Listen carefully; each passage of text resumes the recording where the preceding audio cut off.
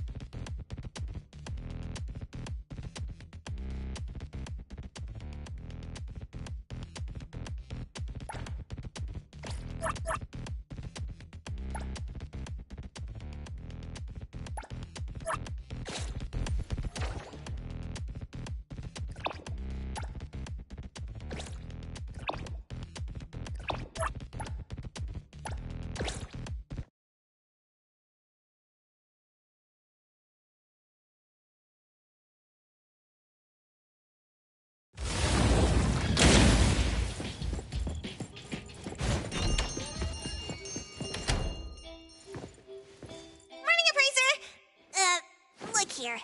Is this package yours? It's not mine. Tagado says it's not his either. Oops. We made fun of Tagido for nothing. Not his. Not mine. Not Sakiri's. Not Adler's. Some new, antique? I don't think it's part of Hotori's collection. Huh? Wait. What's going on? About half an hour ago, when I returned to the shop, I saw a courier making a delivery. The package wasn't addressed to any person, just a bone antique shop. I saw that she was in a hurry, so I simply gave my signature for the package. I may have made a mistake.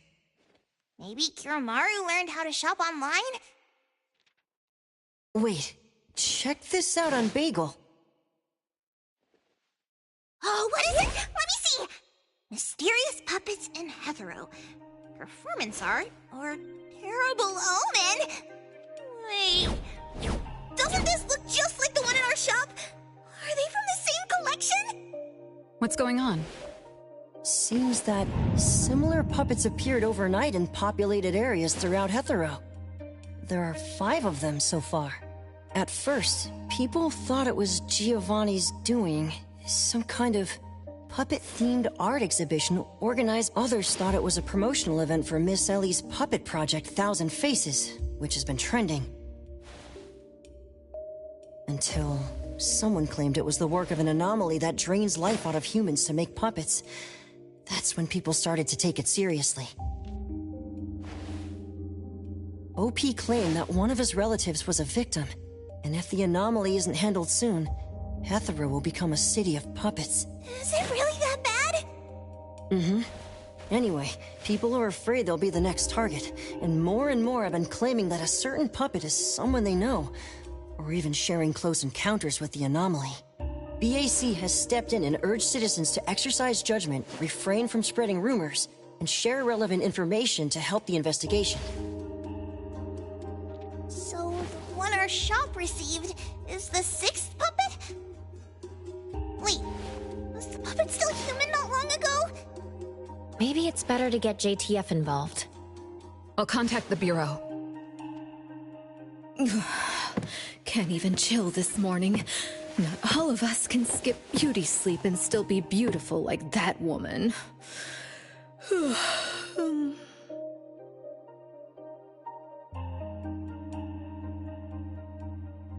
My apologies. It's not your fault, it's someone else. Forget it. So who brought this thing? Take it away, dump it, I don't care. Don't let it mess with the shop's feng shui. We got you covered, boss! JTF will be right here! I don't see you getting excited about bringing customers over, and you're bringing JTF to the shop? You kids better not have stirred up trouble again. Here's what happened. In any case, we'd like you to come to BAC to assist with our investigation. We'll have to leave the shop for a while. What do you think, Hotori? Well, the business of the BAC matters more than ours, so we'll comply. But the BAC will compensate for missed working hours for Precious, Daff, and me. Why am I included? Of course. The BAC will provide reasonable compensation for losses incurred from taking up your time. Boss, I want to come along too. There are no Misties to catch today. The shop isn't closing for the day. Someone needs to handle things until Adler gets back with groceries. Don't blow up the place while I'm gone. All right, you can count on us. Oh, when you're back.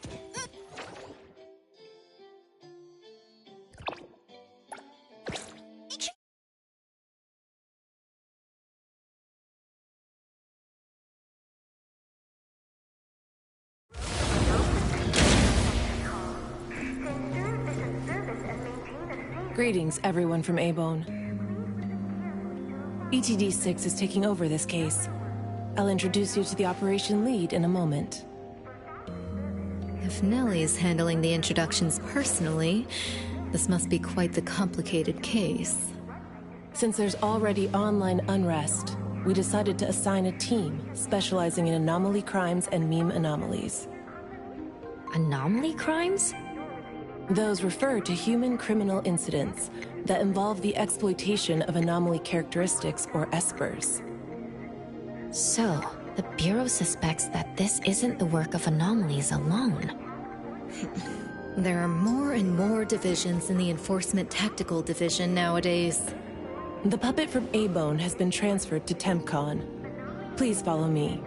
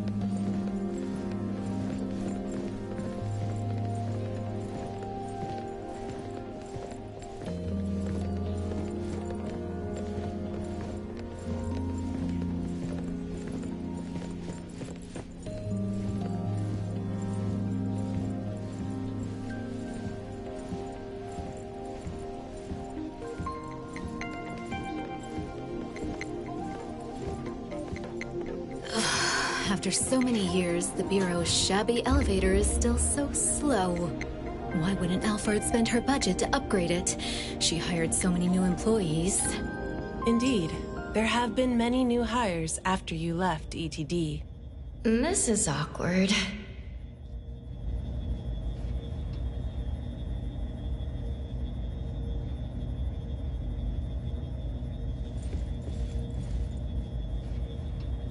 Precious, Daff, see you later.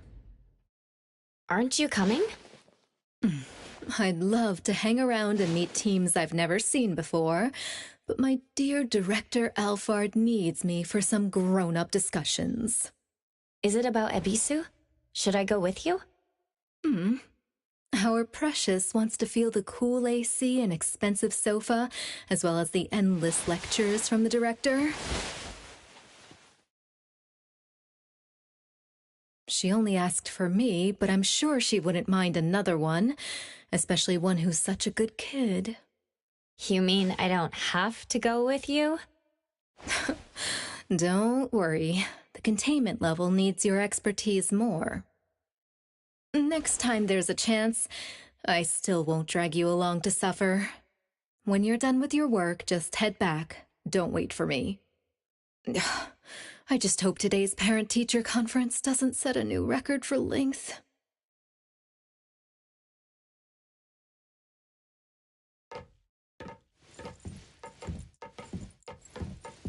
When I first came to the Bureau, Mint brought the anomaly to TempCon here, right? Yes, TempCon manages anomalies and derivatives that we don't fully comprehend. Depending on the situation, they'll either be nullified or transferred to the Seleno compound for long-term containment. We're about to directly contact anomaly derivatives of unknown properties. That said, your safety is guaranteed.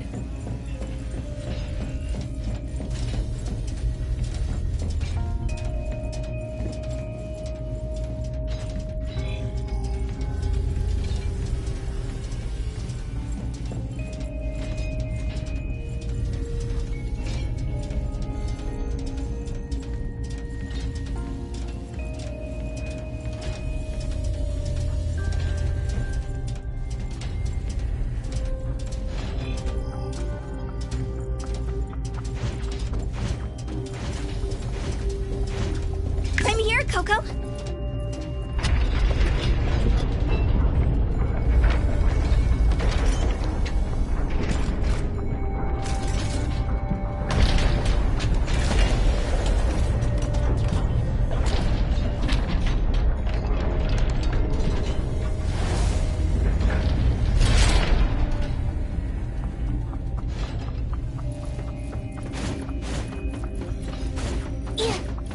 Leave it to me, Mint.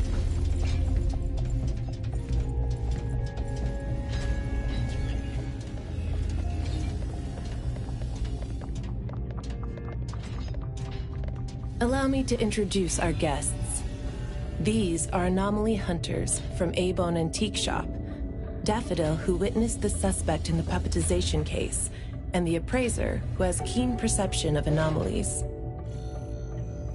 This is Chaos from ETD-6. Hi there. This is Lavinia, an operative from the Egosh Court. We'll be relying on the court's support for intel related to unknown anomalies.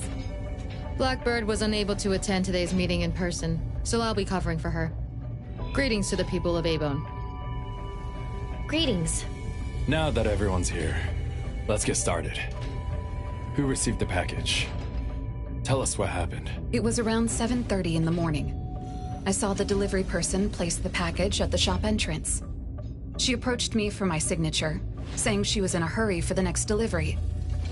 I did not think too much at the time, so I signed and took it into the shop. But looking back now, the whole thing was pretty strange. The package was marked fragile, and the delivery person told me to handle it carefully. Do you remember what the delivery person looked like? A young woman, not particularly tall. Short hair, in a Cool Express uniform. I didn't get a good look at her face, since her baseball cap was...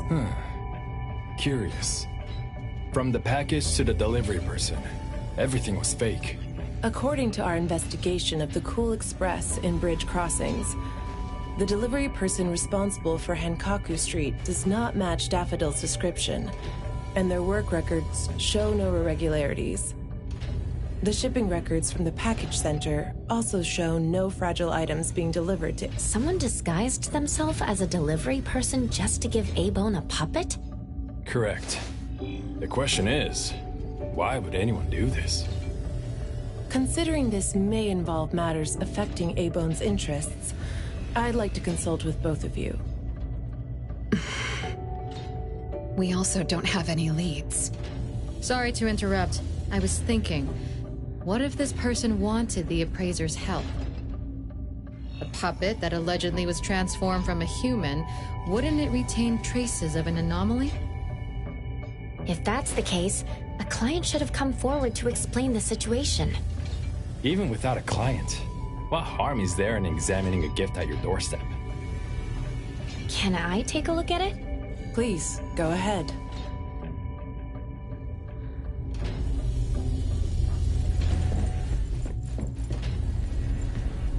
A puppet of a teenage boy who seems energetic.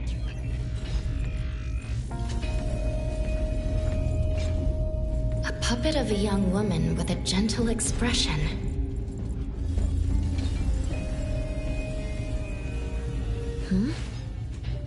The cards in the pocket? Huh. The anomaly's aura seems to be coming from these cards. Bella? The red letters are names, and the number 0? All 6 puppets have a similar aura. It should be from the same anomaly, or the same type of anomaly, but it's very faint. I think the puppets should be ordinary puppets.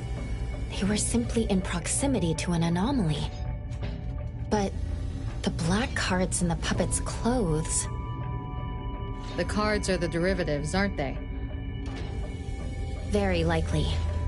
So people being attacked and turned into puppets by anomalies is just a rumor. Pretty much what I expected. Who would spread rumors on Bagel to cause panic? Could it be the same person who delivered the puppet to A-Bone? Bingo. You're asking the right questions. My investigation shows that someone hacked a bunch of Bagel accounts and started rumors about people being turned into puppets by anomalies. This is starting to affect the citizens of Hatharo. Take me, for example. I have a neighbor who never misses her daily dog walks, rain or shine, but she's scared of getting caught by the anomaly and began to ask me to run errands. Who's ever out there watching and laughing at us right now, feel free to pop champagne.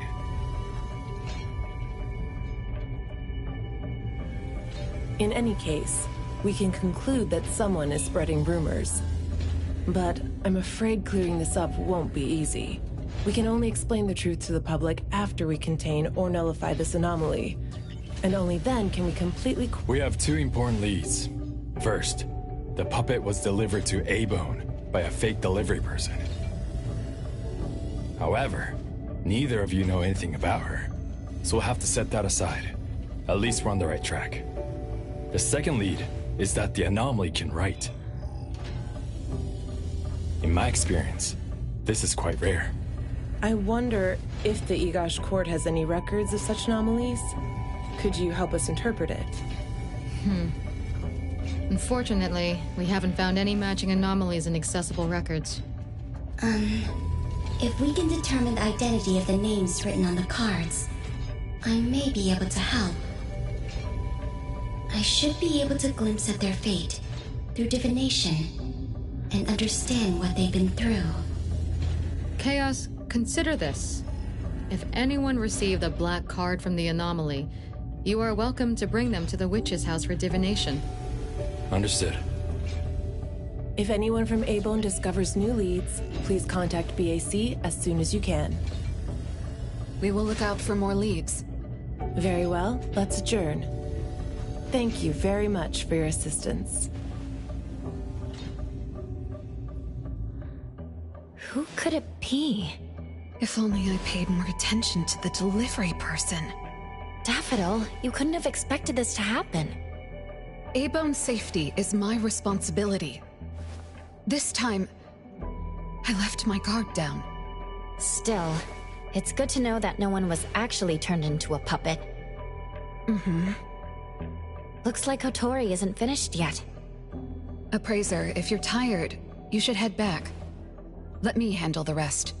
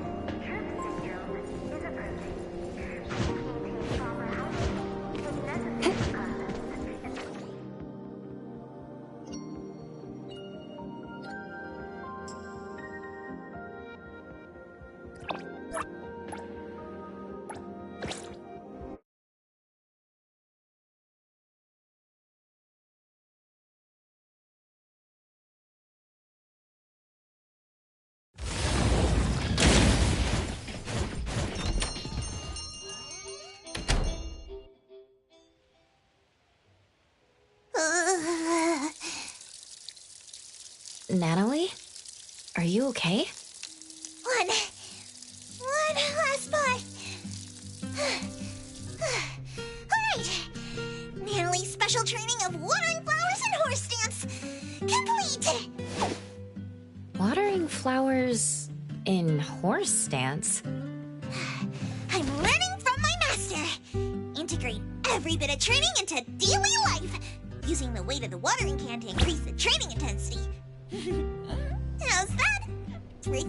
Oh? I water flowers like a normal person. Exactly. To Master, this is just normal. My training is I keep wobbling around. Just you wait and see how much I improve, Master! Of course. Thanks to Daffodil and Nanley, the flowers and plants are looking better. I'll take care of pruning from here. Alright. Delicate work like that really is best left to the old man. Oh, by the way, how did that thing from yesterday turn out? Any updates? We couldn't get anything out of Cool Express. The manager even said that they're going to avoid hiring temps for a while. There goes one of my reliable side gigs. Colucci's funds are running low. Why do you think they're sending puppets to our place in A-Bone? Could it be the anomaly is challenging the Colucci's? Was the puppet sent to deliver some kind of message? What message could that be? Like a coded message in Sin City Chronicles. This is some kind of hint. The hint is something that I, BG Daime, should definitely be able to figure out. If that's the case, shouldn't the recipient be you? No, you're right. Why does it only say A-Bone? Could it be that I, Natalie Colucci, am not famous enough? If it only says A-Bone, then who exactly is this hint for? Or could it... We have a guest. Hello? Is this A-Bone? Are you anomaly hunters? Welcome to A-Bone. You must be here for an anomaly commission. Yes. What do I need to do? Do I sign a contract? Do I have to sign up for something? This must be your first time seeking help from anomaly hunters. Don't worry. Please, have a seat. These are A-Bone's finest anomaly hunters. Feel free to share with them any troubles you have. I'll make some tea for you. Please, wait a moment. Okay.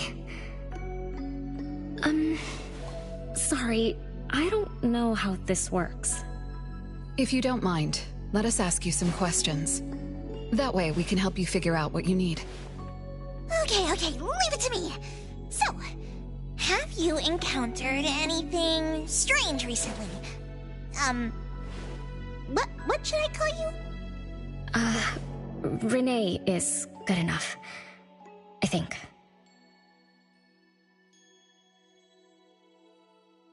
Alright, Renee. What do you do for work? How's your day today?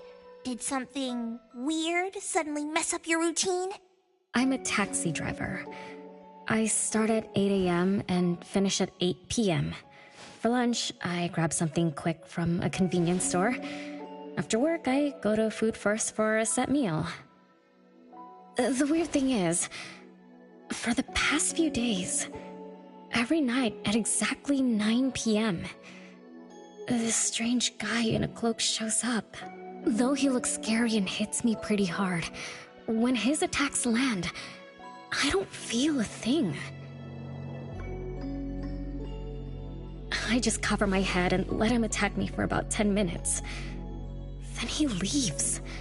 Well, I think he leaves. When I peek through my fingers, nobody was there. That's about it. Isn't this strange? He attacks you every day? Even if it's just a prank, that's messed up. Here's your tea. Thank you.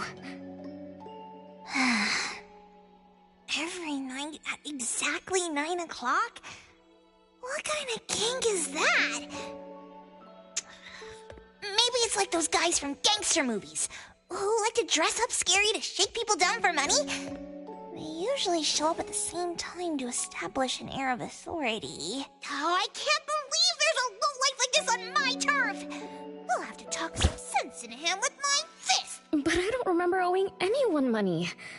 I did nothing to deserve harassment from this debt collector. He never says a word, just swings this huge scythe at me. You don't feel any pain when he attacks. Could this be a hallucination? Or is this debt collecting some kind of anomaly activity? That makes perfect sense! Yes, it should be an anomaly, just like Fuka said. She told me to look for help at the A-Bone antique shop. Who's Fuka? She's my friend. Well, more like my food buddy. Fuka said, it's definitely an anomaly, and the anomaly hunters from A-Bone antique shop can help me. She recommended her shop? That's a first. Thanks to me, Natalie, the tiger of bridge crossings, Ichi Daime of the Colucci family! Oh, I've made a name for ourselves. People are finally going out of their way to recommend us! Your friend knows what's going on. What else did she say? I'm not really sure. I just know that she said I should get your help as soon as possible. Are there any other strange things going on besides that? It's hard to say. I don't know. Sorry, I don't have a great memory. I only have vague impressions of most things. How about you go ask Fuka? She also saw the anomaly in the parking lot that day. I think. She seems rather scatterbrained. It'd be good to hear what others have to say. It's almost mealtime. Fuka should be at food first. Shall we? What do you think, Appraiser? Master? This is our first commission of the day. We'll help figure this out and see if there's really an anomaly causing trouble. Let's not disappoint this very tasteful person who recommended us. Let's go take a look. How about you, Master? Huh. Master hasn't worked on a commission with the Appraiser yet. Maybe this is a good time to show you my latest training results! Hattori has no plans to go out today. Rest assured, I'll watch over the shop. Very well. Let's head out. Let's go. It's been a while since I had food first. Oh, I'm craving for their hamburger steaks. Hey, old man, we won't be back for dinner. Take care.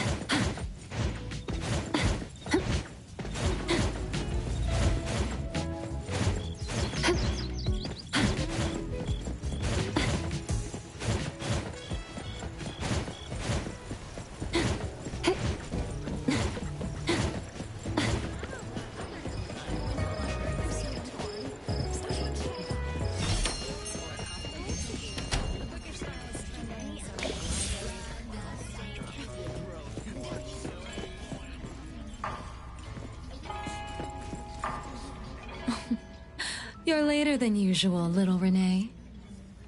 Sorry for keeping you waiting. I'm sorry. I had something to do. No need to apologize. Your matters are more important. Are you anomaly hunters from A-Bone? That's right! The A-Bone detectives are back in action! I am Natalie Colucci, Ichi Daime of the Coluccis from Bridge Crossings!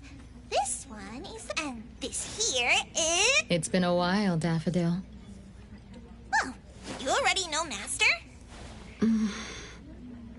Your master helped our family solve quite a few troubles in the past. Mother still can't stop talking about Daffodil's moves. Oh, no wonder you recommended us to Renee. Master's commissions always get perfect reviews. Sorry, I don't quite remember. It was probably back when the shop first opened, right? After all, we have monopoly on all anomaly Fuka, we'd like to ask about the strange thing happening to Renee. Can you tell us about it? Of course. Let's sit down and talk.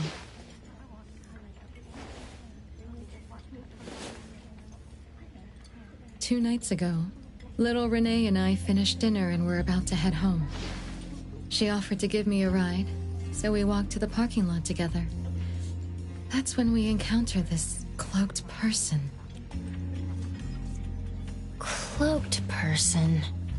Didn't little Renee tell you about it? The anomaly she saw was a strange figure that looked like someone wearing a cloak. Oh, did I really say that? You little scatterbrain, forgetting what you said again. I'm sorry, No need to apologize. But to be honest, I don't know what this so-called cloaked person actually looks like. You don't know? Weren't you there? I was. Renee was walking me to her car, but halfway there, she suddenly crouched down, trembling all over, looking panicked like she was hiding from someone. I asked her what was wrong, but she couldn't answer.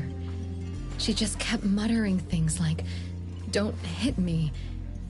Nobody else was around. So you didn't actually see the anomaly attack Renee? I did see her curled up on the ground, but I definitely didn't see the cloaked person she described. After about 10 minutes, the kiddo just stood up and asked me to follow her to the car, acting like nothing had happened. Isn't that strange? Are you sure this isn't some hallucination? Like, maybe she ate some weird shroom at dinner or something? I thought she was hallucinating at first, but on the way home, she told me that this weird thing happens every night at 9 p.m. It didn't sound like not a hallucination, only she can see it. Harasses her every night at the same time. With something this bizarre, it's gotta be an anomaly causing trouble. So, any leads yet? Hunters from Avon? I see. Can I ask one more question? Of course, Daffodil. When Renee was clearly unwell, why didn't you contact a doctor? That's right. She acts like she's nice, but when her friend was in trouble, she didn't seem to be concerned or help her. Well, I was worried something might be wrong with her, so I told her to go to the hospital. But the girl insisted she was fine. So I just let her be. You also suggested that she should seek help from A-Bone. That's because I later realized Renee must have gotten herself into trouble with some anomaly. So I thought of you. Wouldn't it be better if you experts helped her, instead of having an amateur like me mess around? Daffodil, you may be thorough, but you always get obsessed with details. Same old habits. I'm the one who told Fuka that I was okay. Really, I'm fine. It didn't hurt at all. It's just that the anomaly was scary. Thanks to Fuka for explaining everything that happened. I'm not so good at that. I feel like I don't really know what's going on. We've been talking for so long, we almost skipped dinner. I'll buy everyone food tonight. Take a look at the menu. What do you want, Fuka? Same as usual. Spicy chicken cutlet curry rice. I'll have the same. I don't know about the other stuff at this place, but I like the spicy chicken rice, since it doesn't have those gross green peas. What about you, Nenali and Appraiser? Go ahead and order something you like. We'll gladly take the offer.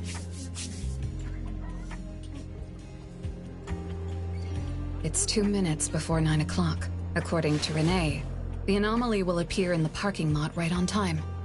I wonder if we'll get to see that cloaked person show up to collect debts. From what Fuka said, not everyone can see it, right?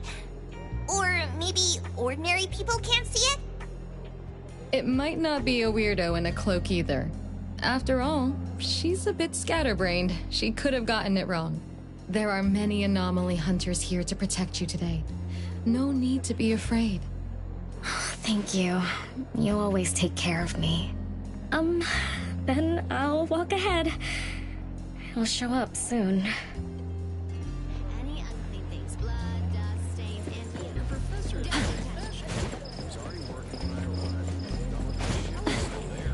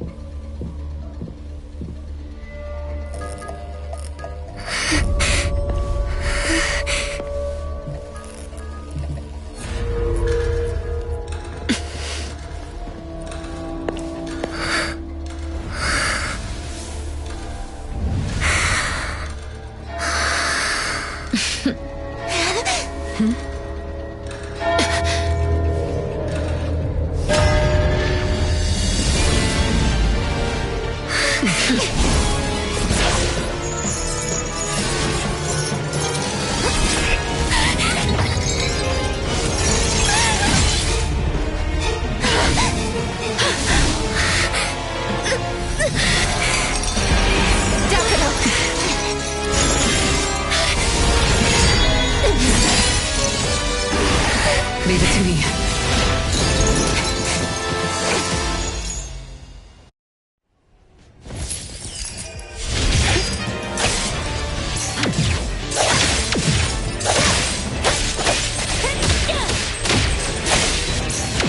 Not too difficult. Here I am.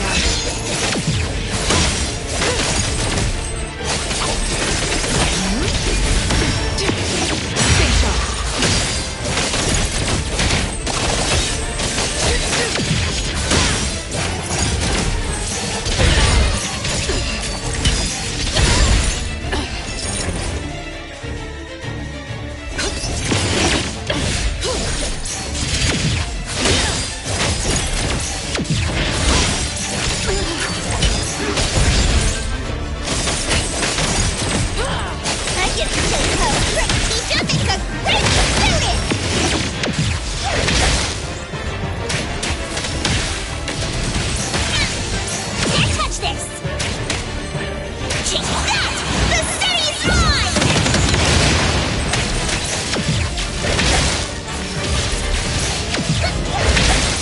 Just a tickle.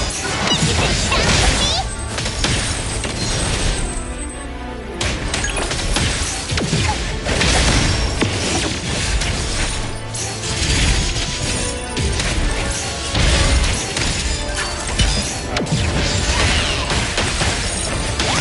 Nice work.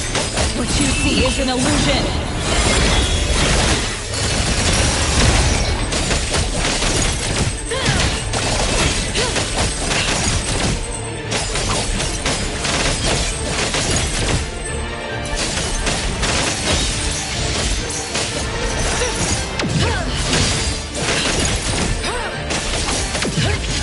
You don't know how to give up.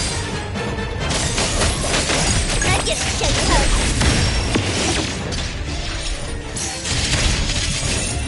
Thunderbolt, it's our turn!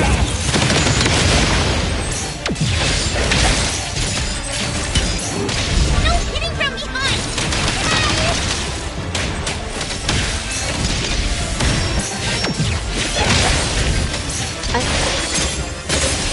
Guided by Hero! Leave it to me.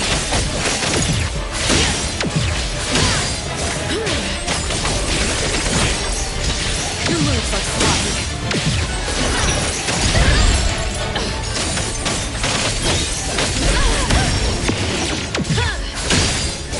Thousand eyes awaken!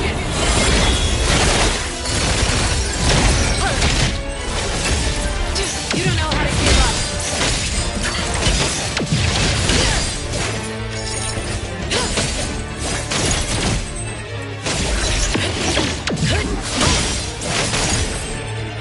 I get shake up. Teacher makes a great student!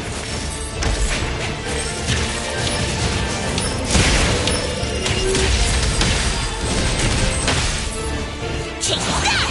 The city's mine!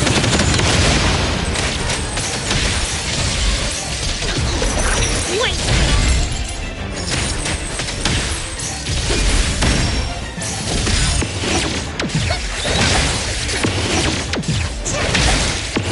Can't touch this!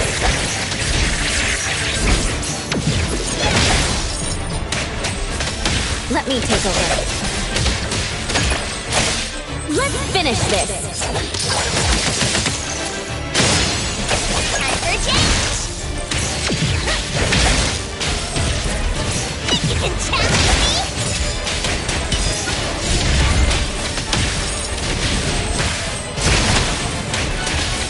Okay, then break! My mistake. Here I am. What you see is an illusion!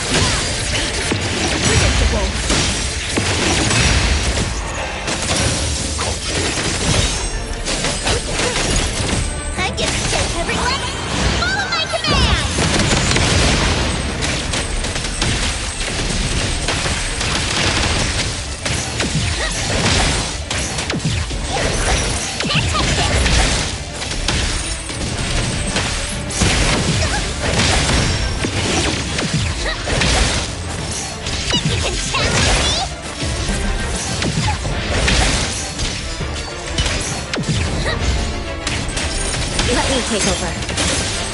Guided by Hero! Leave it to me!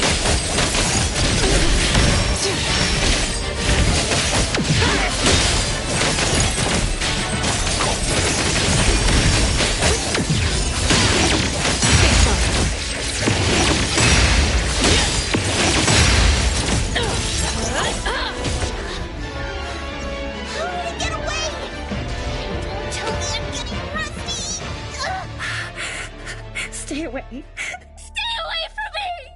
Are you okay? Don't worry. I drove away that debt collector. Everything's okay now.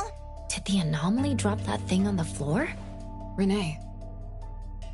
And a series of numbers on the back. Minus 20088. The numbers are different. It's the same type of card the Bureau is looking into. Let me contact Chaos. We meet again. From what I know, you received a commission from Renee to investigate this debt collector anomaly, which attacks her every night at the same time. You fought, then the anomaly left behind the same cards from the baptization case. So you encountered the same anomaly I'm after. Could someone have schemed all these encounters just to involve you? ETD6 lives up to their name. They are true anomaly crime experts. You're right. This doesn't seem to be a coincidence. We still don't know who's the mastermind or why they're doing this, but we may have already met her. Fuka, the friend who recommended us to Renee.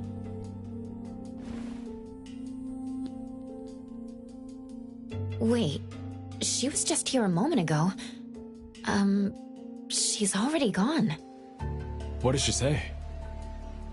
She recommended A-Bone because Daffodil had handled her mother's commission before, which left an impression.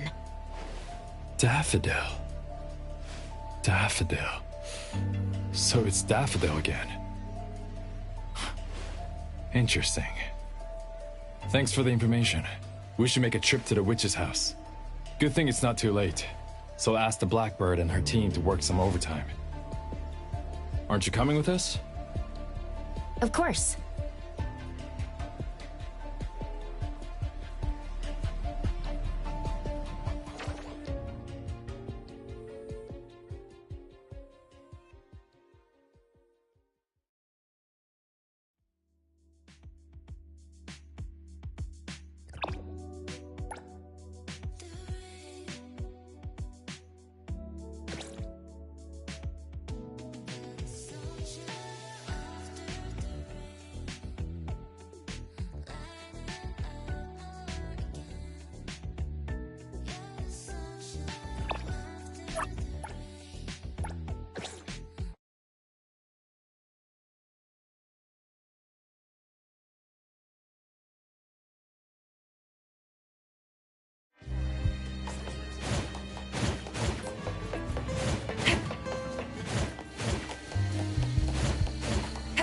Stretching helps relieve sore muscles.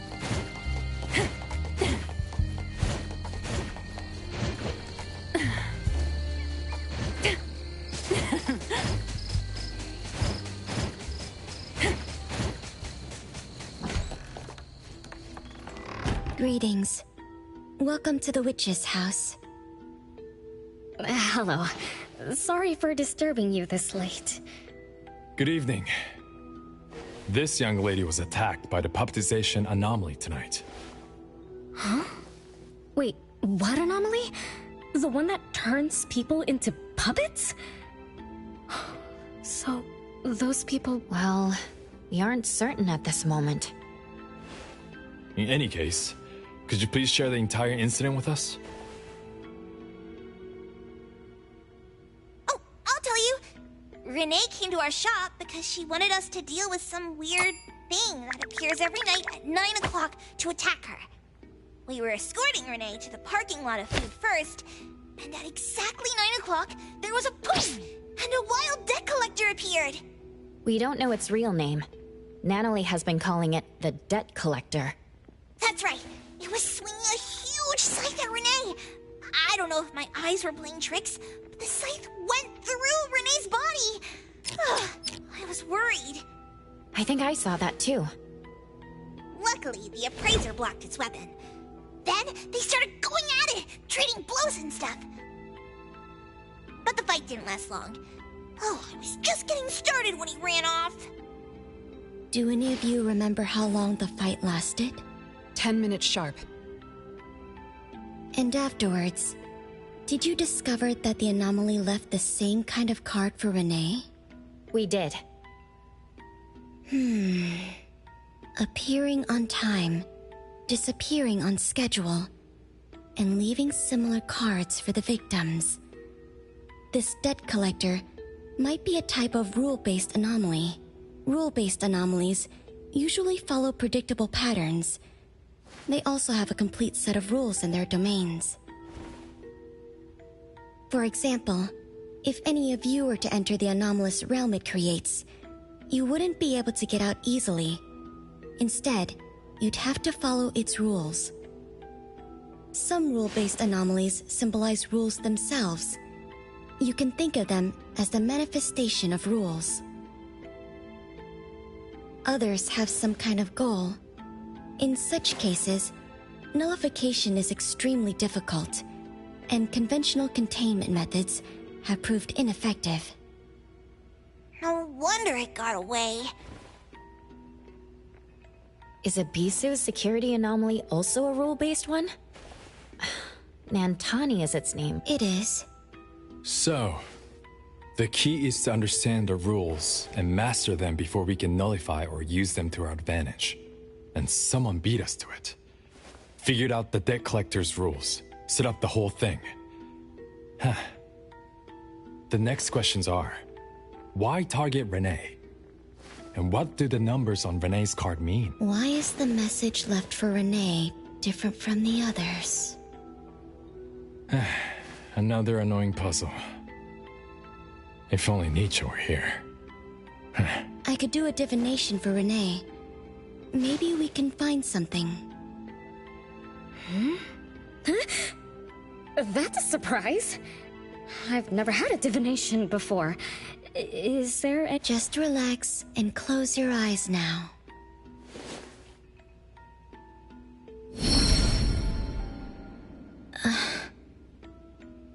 Oh, lost child of fate. Your tomorrow is trapped in blankness. Wait, what? What trap? What blankness? I thought divination is about tomorrow being lucky or a sunny day. Oh. Your fate is rather unusual. I'm afraid I can't give you further interpretations. But I once performed a divination for another woman with the same result. You might share similar fates.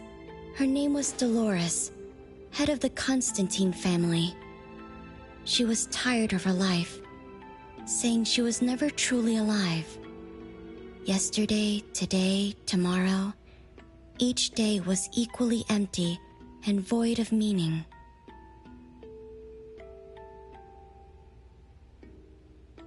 I think that was because she lived for far too long. Uh-huh. She lived for a very, very long time? They say that Lady Dolores is an immortal with eternal youth. that she made a deal with the devil for unlimited lifespan at a huge price. However, eternal life can be a curse. And that was when most people didn't know about anomalies. People simply believed in curses. From what we know now, she was either a long-lived Esper, or she made a contract with an anomaly. Lady Dolores told me that she is one without heart, which is the truth about the curse of immortality. No heart, no bonds, no attachments. Alone, her memories of the past grew dim through the years. Neither does she pay attention to anything happening around, but she still yearned for lasting companionship and loyalty. So she sought divination from me to find a way to change things. Perhaps because her future extended indefinitely, with no end in sight. All I could see was blankness. Were you able to help her make a change? If I remember correctly, I told her, if you want something, you must first give. I'm not sure if this helped her, but I remember her face when she left. She seemed more at ease. Both that lady's divination and mine resulted in blankness. Maybe that advice applies to me too? It's just a reference. You could see it as a fun story. It's enlightening, but it doesn't help much with the issue at hand. It's getting late. Let's call it a night. Thanks for all your help. Miss, let me escort you home. Okay. Thank you, Chaos. Blackbird, thank you for your time. We'll head back now.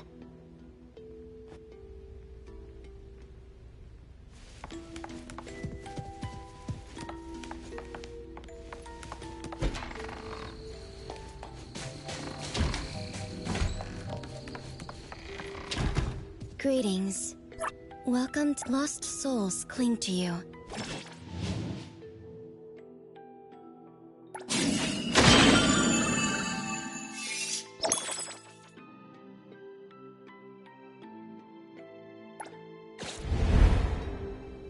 Greetings. Lost souls cling to...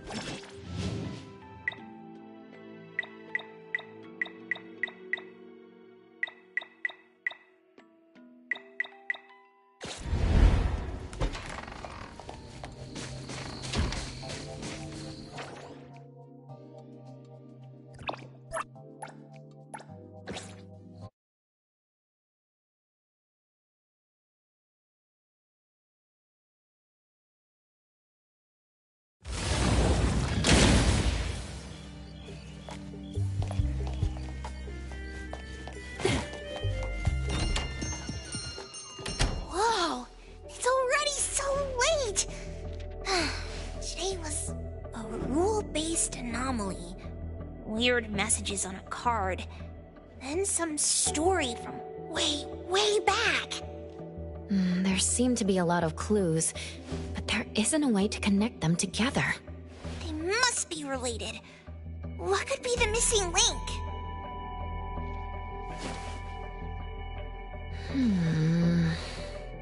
Let's call it a night. It's getting late. You two should get some rest. Oh, man. After running around so much today, getting home, relaxing for a bit, and now that Master mentions it, sleepiness just hits you like a truck. Good night, Master. Good night, Appraiser. Good night, everyone. I apologize, but bedtime is going to have to wait. Is there an emergency? The debt collector left me another message. I found this in Renee's mailbox. Isn't this the card from last night? That anomaly is back again? Appraiser. Renee's name and an address? It looks like an ordinary card. Did someone try to copy the card's style? They need to have seen the original to make such a convincing copy. That narrows down our suspects. You mean Fuka, who witnessed our battle with the debt collector last night. And the person who delivered the puppet. Don't you think they sent Renee a formal invitation and are waiting for us at the old Constantine family estate? That address belongs to the now defunct Constantine family. Renee, are you somehow connected to the Constantine family? I knew last night's story was different. I don't know. I don't remember. I'm just a taxi driver who's always been alone. How could I be connected to some strange family? Oh, I'm sorry. I'm not helping. All right. We just have to find someone who has an answer. Let's go. Wait, don't go yet. This is Abram's commission. Daffodil must come along. Others can join us too. I don't have stupid rules about not getting others involved. Master, the appraiser, and Natalie Colucci. The mystery of the debt collector is about to be...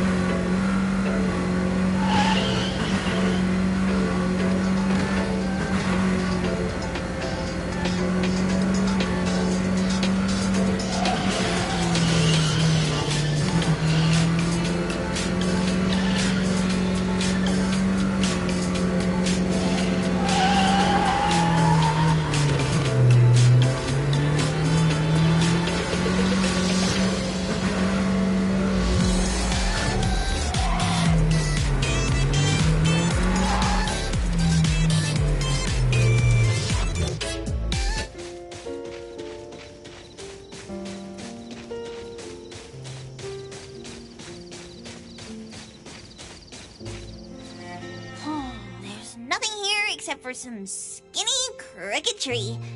Was there really a big mansion here before? It's a cherry blossom tree. I didn't notice before, but wow. It's grown so tall already. The branches might be thin, but they're sturdy. Natalie, do you want to climb it? Me? Climb the tree? Now? Let me see if there's a good angle to climb. It's been a while. I'm not sure if I can do it. Or maybe it's because I was smaller when I was a kid.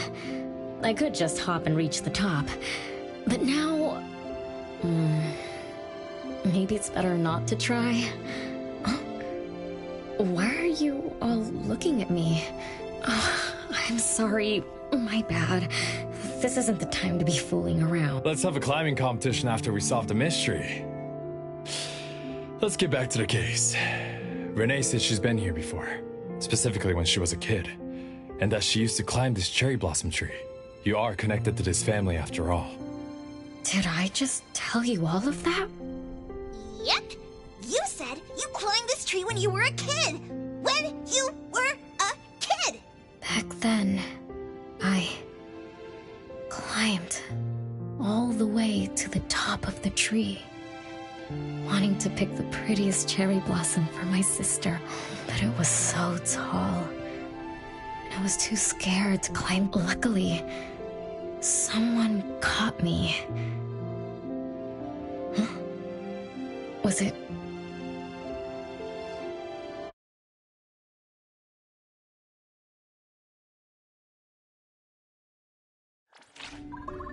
Ow! That hurts! Renee, are you okay? My head hurts. But my limbs are where they should be. What about you, Appraiser? I'm okay too. Where are we? What just happened? I'm not sure, but it looks like we're in an anomalous realm. You remembered climbing the cherry blossom tree as a child, then we got pulled in. Natalie and the others aren't here. We might be separated. This is my fault. I'm so sorry. I had no idea this would happen. No worries, it's not your fault. Besides, we hunters are used to being pulled into anomalous realms. The real question is, how did we end up here? What a grand entrance. This must be some wealthy family's mansion. Such as the residence of Lady Dolores, head of the Constantine family. Have we traveled to the past? Not necessarily. Maybe the anomalous realm is simply recreating scenes from the past. Do you recall anything else from when you were a kid? Anything helps. I can't. Oh, my brain is still foggy. But I can feel this. Ever since I got here, I've been having a sense of nostalgia. You must be somehow connected to the family. Whoever brought us here knows that. But didn't the Constantines disappear decades ago? That doesn't match up with my age. You're right. What you just remembered was from when you were little. If you can remember more, maybe we can get closer to the truth. I'll do my best. But how do I do that? Let's look around. Maybe we can find the key to your memories.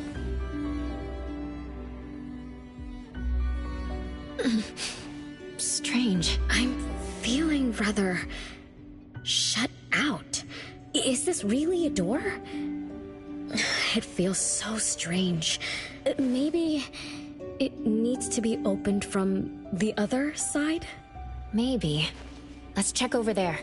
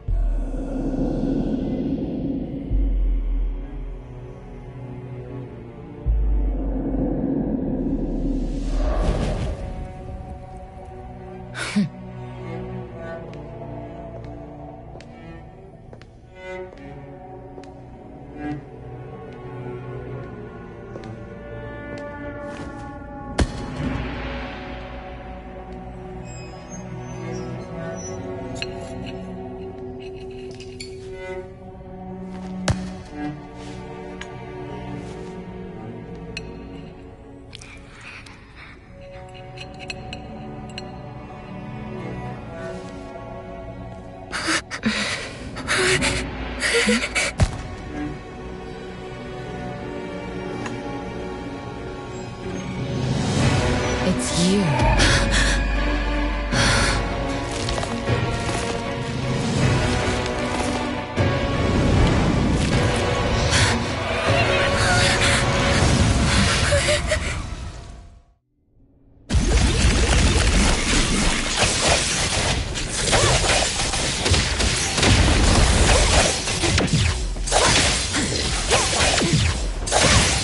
Feeling good.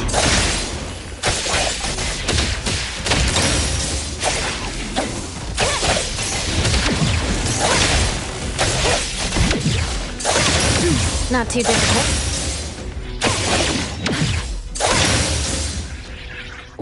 What was that just now?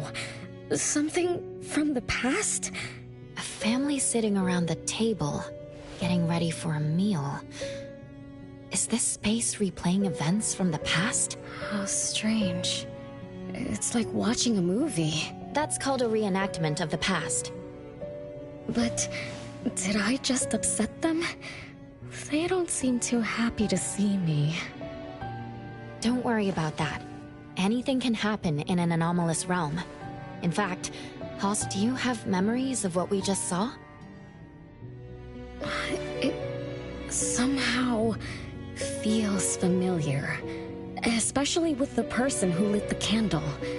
But, I'm not sure.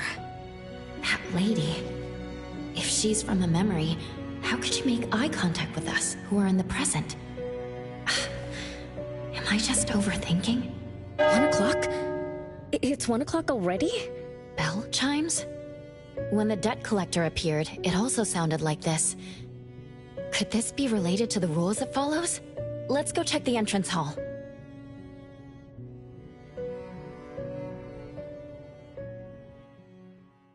Oh, impressive! Classy! Great taste! That's how big families do it! If only the base of the Kalujis were as fancy as this! Well, we could definitely do without the... Chris, do you think Renee and the appraiser already went ahead of us? Let's go in to investigate. It's best if we regroup as soon as possible. Whoa! This door is so ancient! It's not going to fall apart if I push it, right?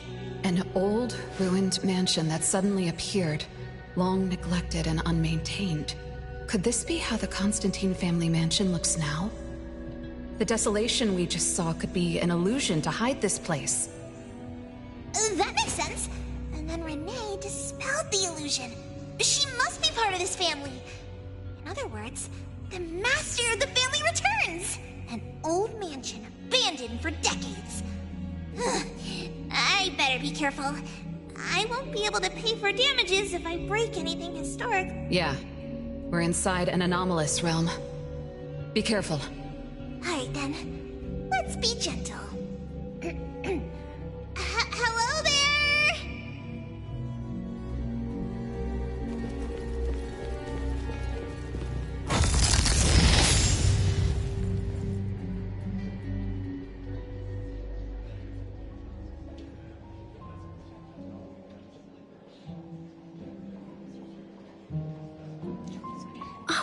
It's that lady from before. Excuse me. Sorry. Wait a minute. Were you talking to me? She just walked away without responding. I'm so confused. We can talk to people from the past? It's like an interactive movie. No, wait. It's more like a stage play. Maybe we're also on the stage. Are we the audience? Or are we unwitting participants? Let's just say we're on the right track. You could try talking to the one who just lit the candle. Ask about how That lady. Oh, there she is! We'll have to squeeze through the crowd. It's going to be tough. Why are there so many people here? Are they having a banquet, salon, or something like that? Before I talk to that lady, should we talk to the other guests first? We can figure out what's going on in this mansion. That's a lot of people, though. When I drive a taxi, I don't need to speak to more than 2 or 3 passengers. No need to push yourself. Want me to handle this instead? Appraiser, you've done a lot for me. I have to step up. Besides, this is the first time I want to figure things out.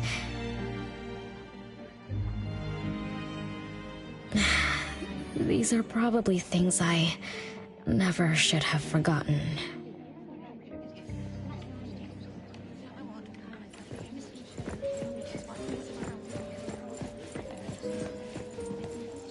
I might not have another chance like this.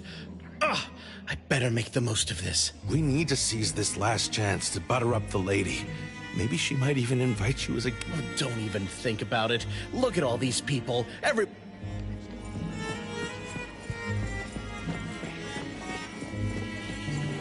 Which family does that young girl with the white hair belong to? How come I've never seen her before? That should be Bella, the eldest daughter of Lady Dolores. She is the organizer of this farewell banquet. Her daughter is already that grown up? She doesn't look that much older than her daughter. Shh, keep it down. You know that woman. What a shame. I was hoping to introduce my brother to Bella.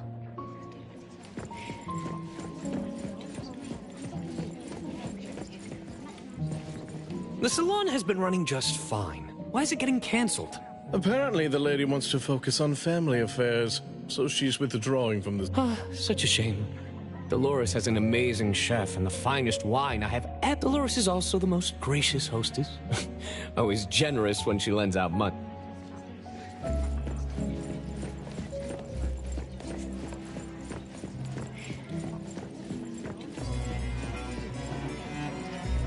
That woman is finally stepping down from the stage. Tut-tut, shamelessly enjoying, and look at this mansion. Look at all these treasures. Who knows how much... This is my last chance to find her source of immortality. The salon ends at 3 o'clock. Look at what time it is already. What's taking those useless guys so long to... I told you, those so-called exorcists you hired are nothing but frauds. You... My brain is getting fried from what the guests are saying. So many faces. So many names. Let me think. Bella. That sounds familiar. Very familiar. Oh, that feeling is back again. It's just hearing that name brings up this nostalgia. One of the puppets recovered by the BAC is also called Bella. Can this be a coincidence? What do you think? You said the BAC found cards in the pockets of the puppets, and those cards were similar to the one I got.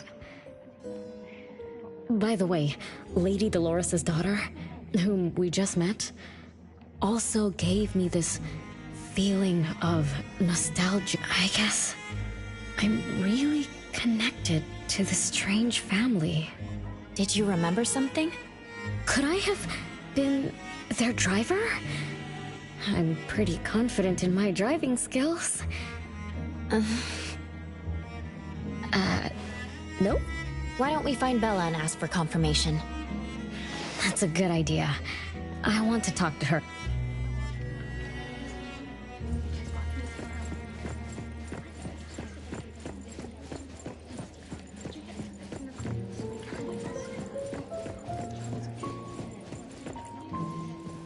Renee, this isn't a place for kids. Huh? Bella? You know me? Child, I'm your older sister. Remember, you should address me in a formal manner. I can't believe I have to tell you this. Mother has indeed spoiled you. Sister? My big sis? Why are you so confused? Oh, did you oversleep again? Mother warned us not to interrupt her salon, but you just had to go see what's going on. Like the time you hid in that cabinet to peek through. You ended up very disappointed, remember? You said adult social gatherings were boring, so you dozed off. You fell asleep in that cramped cabinet. When you woke up, you were so groggy that you forgot where you were and what you were doing.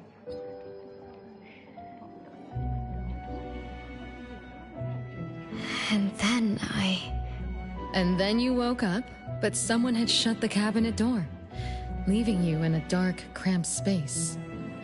You snapped and started to cry. Desperate to escape, you threw yourself against the cabinet door. That day, every guest witnessed the extraordinary commotion you caused. You completely ruined Mother's salon. I didn't mean to, big sis. Is that so? Do you really think I'm your sister? Huh? Big sis? But... No, Renee. I'm just a shadow bound to this place, destined to meet you. Though you might have forgotten or abandoned us, we've been waiting for you all this time. We've been waiting to relive these moments with you. So... I really am part of the Constantine family? Looks like that poor brain of yours still remembers something. If you didn't even know your own mother, how sad would it be for those who love you? Where are they? Mom and the others. Are they still home?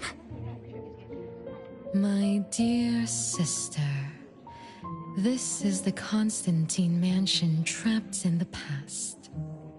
Everything that happened here, everything about us, reenacts over and over again at this place. Come on, Renee.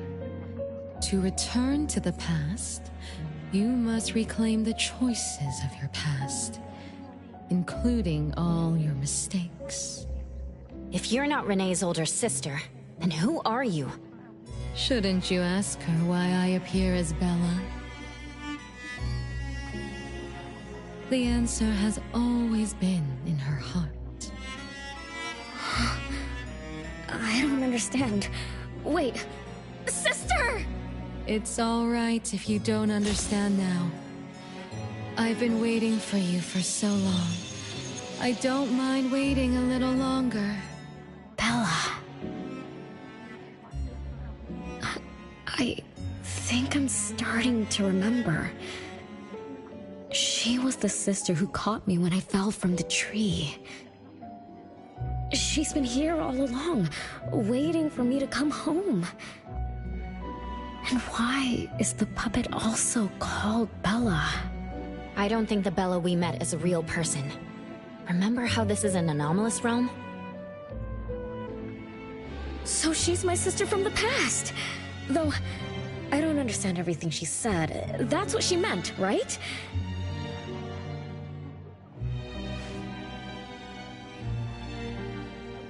Then I really am part of this family. Didn't this family disappear over 50 years ago? How could I... How about we ask Lady Dolores? My mom...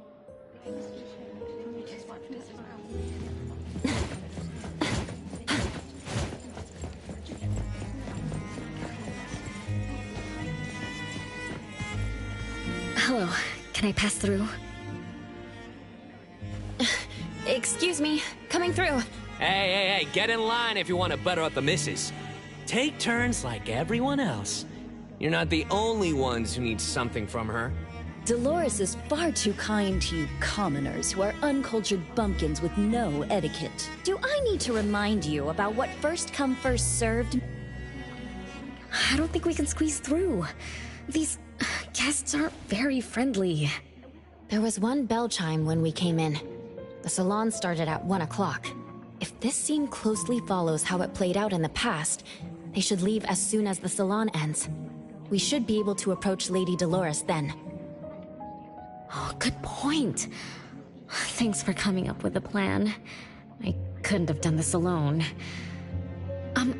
When does the salon end again? It should end at 3 o'clock. So we wait until the clock chimes 3 times.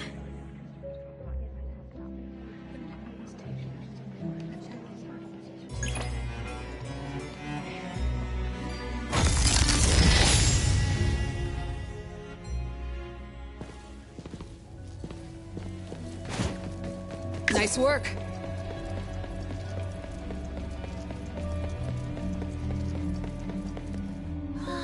What a beautiful clock! Is this what history feels like? Why is it stuck? Let me fix it. Wait. What's wrong, Master? Is it dangerous? It's best to remain vigilant in anomalous realms, especially with clocks. Oh, right. Debt collector anomaly is also related to clocks. Blackbird once mentioned that rule-based anomalies follow established patterns strictly. It would be a good idea for us to pay close attention to time. Got it, Master. You look around for clocks, watches, and stuff like that. But, I guess I was in a bit of a rush. It doesn't seem it cost anything, though. The debt collector didn't appear this time. Ouch! My ears! Something else showed up. Hey! Watch this!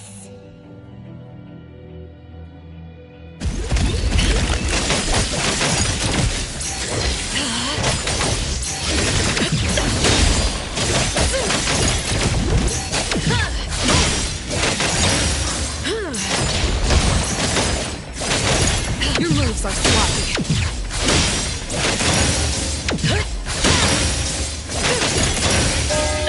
It's 3 o'clock now. The debt collector shows up every night at 9 o'clock to attack Renee. Until then, let's try to figure out what rules the debt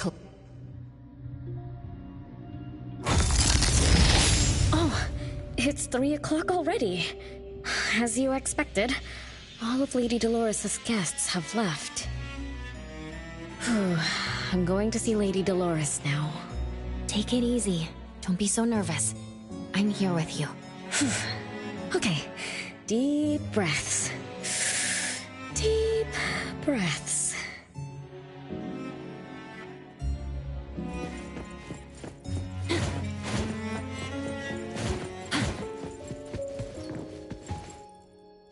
Lady Dolores? Renee, my dearest little daughter, come here to Mama. No need to hide anymore. The troublesome people are all gone now. Mom? Are you angry with me? I was too naughty. I hope I didn't interrupt your salon. Angry? How could I be? I just didn't want you to see those people too early.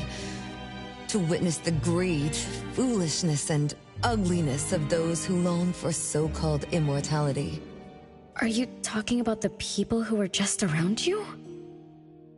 My little petal, they must have frightened you. I promise nothing like this will ever happen again. This pathetic charade will soon be over. Mom, you've always hated the salons? Feelings of love or hate didn't matter at first.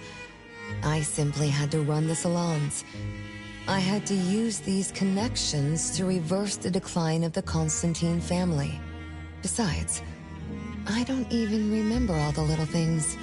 But even though my goal was fulfilled long ago, these salons kept going, one after another. Perhaps they weren't the only greedy ones. I was too. I was too young and too foolish. I mistakenly thought gathering them under this roof could bring me some comfort. However, they were nothing but a bunch who envied the family's reputation, coveted the wealth in this mansion, and lusted for so-called eternity. After a while, I came to see them as nothing more than greedy beasts, scrambling for... I guess they sufficed as entertainment. I don't get it. It's okay if you don't understand. Mother promises that you, my little petal, will never need to understand this. These troubles will never bother you again. Mom, are you not hosting salons anymore? Whatever I sought in those salons was a mistake from the start. I must correct this mistake. And the catalyst for that change is you, my dear. My little petal. Family is what matters most.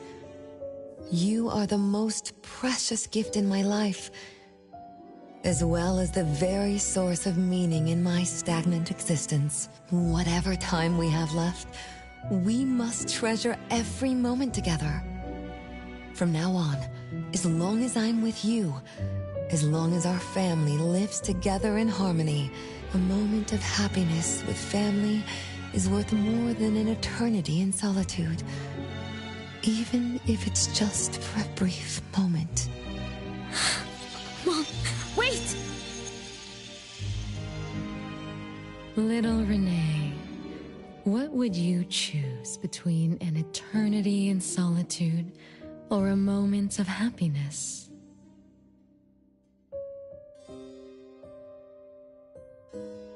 Big Sis! You appeared out of nowhere. That was spooky. Oh, wait. What did Mom mean? And the rumors about the family. Is Mom cursed with eternal life? But how can eternal life be a curse? Isn't it great to live forever? So that's your answer. Well, having something is better than having nothing, and having more is better than having less. Like, if you have endless time, couldn't you do as many things as you wanted? If I had eternal life, I wouldn't know what I wanted. And I wouldn't know what I could do. I wouldn't even remember what I've ever done. This is my life right now. All this time. What have I been living for? Days with nothing to do. With no meaning. And with no end in sight. Poor Petal. It seems that even after forgetting us, you still haven't found what you desired. Or was the kind of happiness you were looking for nothing but drifting through life in a daze, barely conscious? No, I didn't forget you on purpose, Big Sis. It's not like that. Little one, you self-contradict and don't act as you say.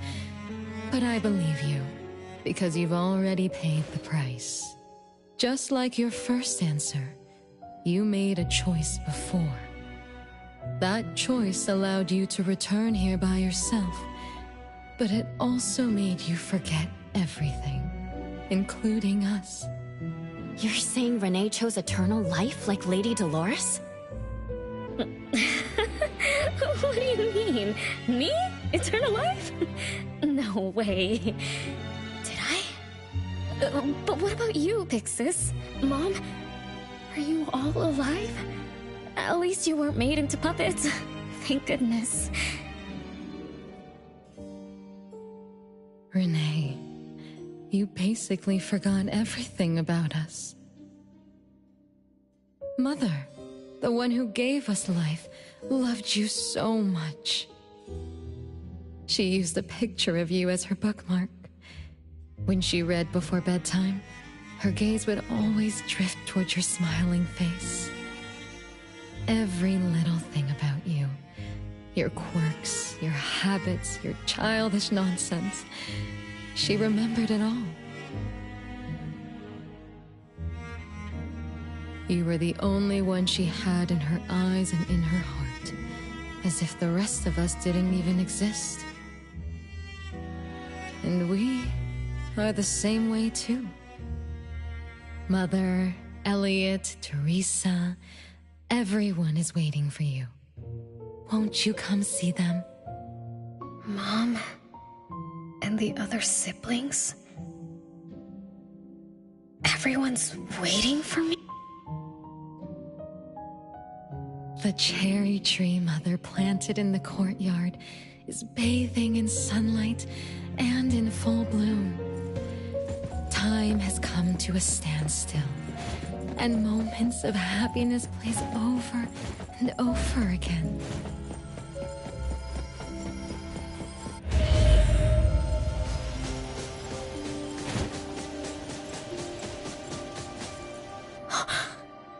It's the same tree from before. The cherry blossoms. Oh, they're so pretty. Back then, when I was looking up at this tree, I suddenly wanted to pick the most beautiful branch for Big Sis. I thought she'd definitely look pretty with cherry blossoms in her hair. So I reached for that branch as far as I could. But I lost my grip and fell from the tree. Then... oh, What happened after that? This is the crooked tree we saw when we first got here. The flowers have withered. Just like the fate of the Dolores family. Be careful. Looks like we're not the only ones here for the flowers.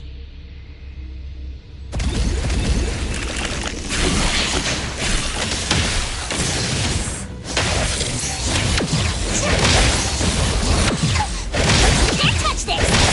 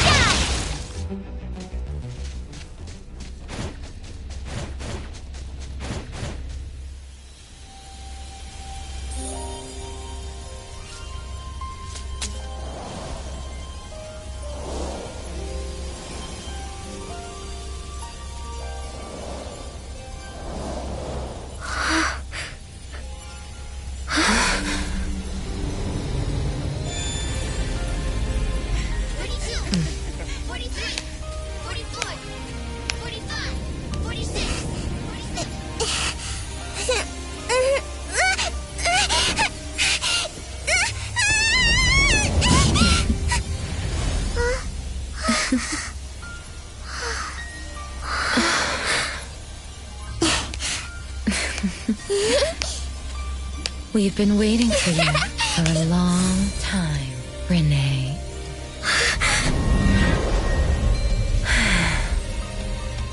Do you remember the reason we were born and the purpose we must serve?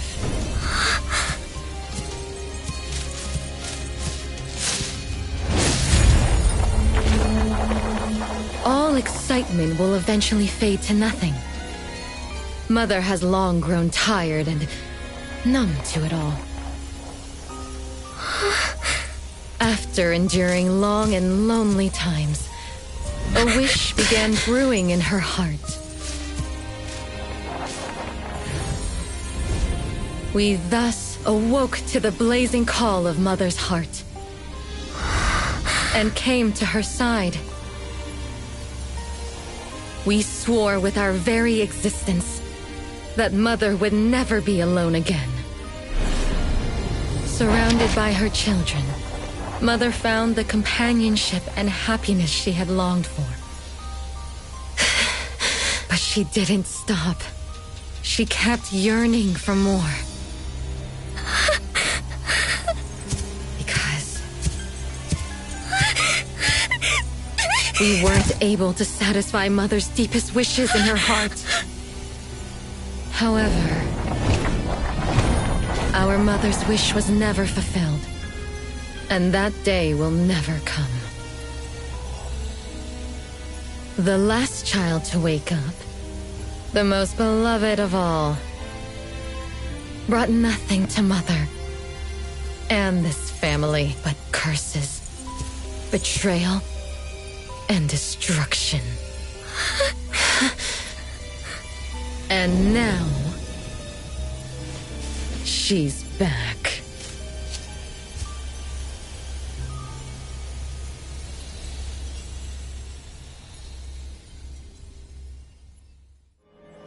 Do you remember about the time our family spent here? From the very beginning, we were just wooden puppets sleeping in Mother's box. We opened our eyes in response to her deepest wishes. We answered her calling from the depths of her heart. Teresa, Elliot, Yvette. One by one, the children woke up and gave everything they got to put a smile on Mother's face. Those names are the same as the puppets found by the Bureau. This was Mother's miracle. She gave life to the wooden bodies of her puppet children. All of us shared Mother's gift of eternity. In return, we brought her laughter and companionship. the happy times seemed to last forever. But Mother still felt lonely. She was still yearning for more. As long as Mother's wish remained unfulfilled, more children would continue to come to her side. And you, little Renee, are the last child to receive her favor, and the one she treasures most. So, we used to be puppets. And I woke up because of Mom's magic. That must be the Esper ability of Lady Dolores. Our existence, our calling, and our purpose. Everything was dedicated to Mother. Thank you for helping me remember all of this, Big Sis. Unfortunately, you abandoned all of our duties. You betrayed us and committed an unforgivable sin. Sin? I don't get it. You forgot your family. You even forgot the sins you committed. But that's okay. I'll make you remember everything. That's exactly why I am here. The sin is recorded on Mother's registry in the study. Won't you go see for yourself?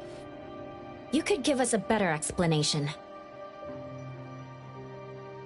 Everything started because of you. My ignorant little sister. Oh, wait a minute. Don't leave me, sis!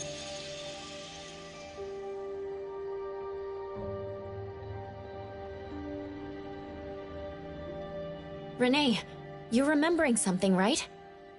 Just like what Bella said. We're all puppets that woke up in response to Mom's wishes. We exist to keep Mom company. I remember many, many things now. I had tea with my siblings. But... Mom... Our beloved Mom... Where is she now? Why am I the only one alive by myself? Where did they all go? We'll have to check the study.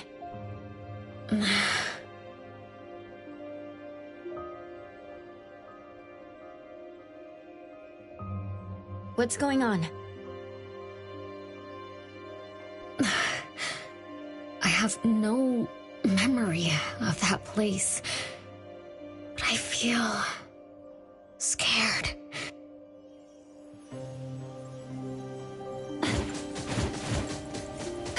The wind's just right.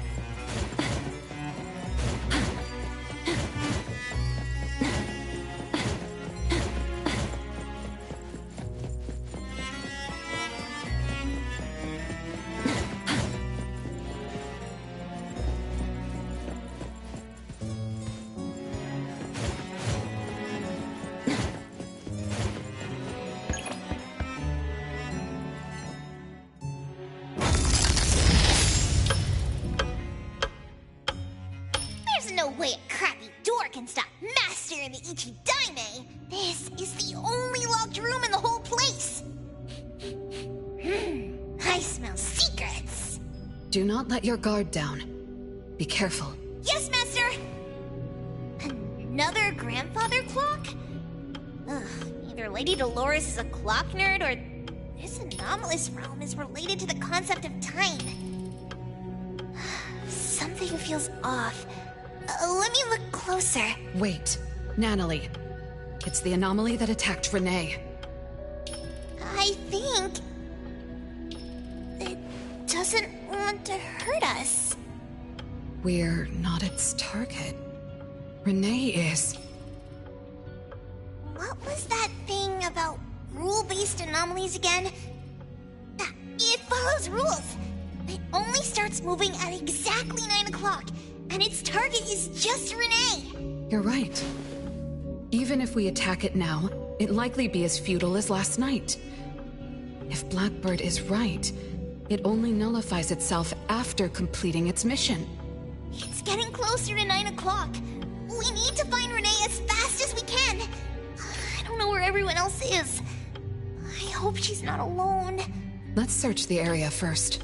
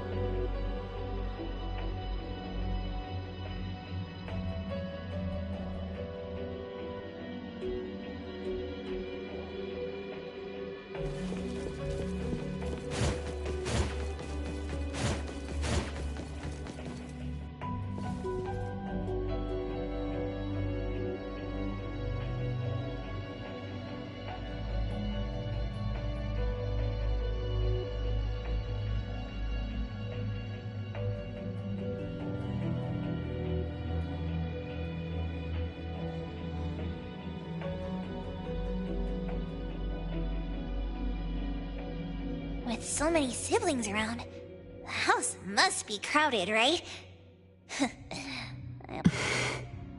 Master, do you have any siblings? Yes, and no. I did once live in a garden with many sisters, but none of us were related by blood. Huh? If you're not related at all, why did you have to— Mother collected beautiful flowers as she saw fit. Of course, she was also a woman with no blood relation to any of us. That's so weird. Well, but isn't that not too different from the Constantine family? There are some similarities, but knowing the Constantines, I find it somewhat ironic. I can sense Lady Dolores' sincere feelings as she cared for her children. Though they are puppets, she treated them as real children. In contrast, the other mother... Master, I don't know what was going on, but I'm glad that you got out of the garden. I think so too.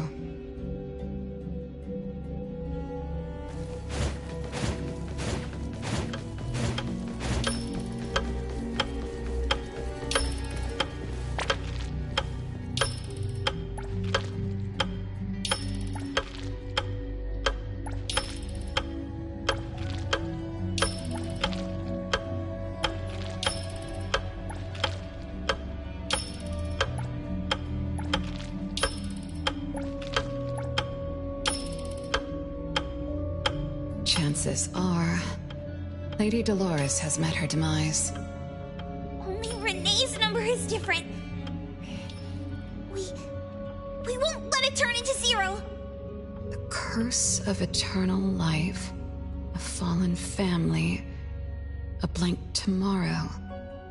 Hints about time are all over the place. Could the numbers represent lifespan? Huh? Let's see. 20,000 days is roughly 50 years. Blackbird also said that the family was complete. Does this mean 50 years ago, Renee should have... Based on this line of thought, she should have withered along with the family. But for some reason, Renee still exists in this world. So as the days go by, she's just, racking up life debt? If the debt collector abides by the laws of nature, then I believe you're right. All creatures abide by the laws of nature. Birth, aging, sickness, and death. Those who defy them must pay a price. Even espers with near infinite lifespans pay a price when they gain their abilities. Renee, what price did you have to pay?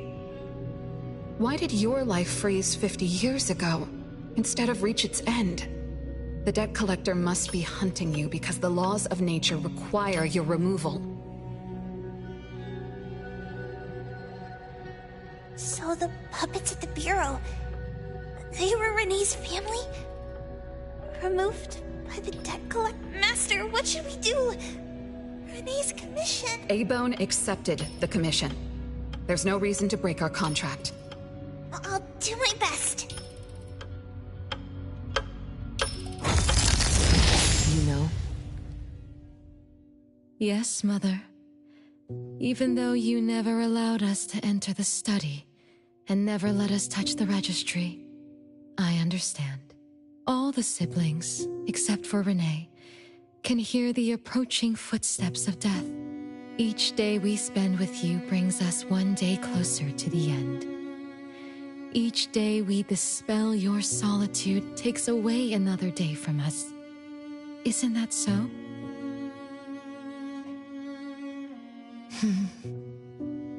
It shouldn't be like this.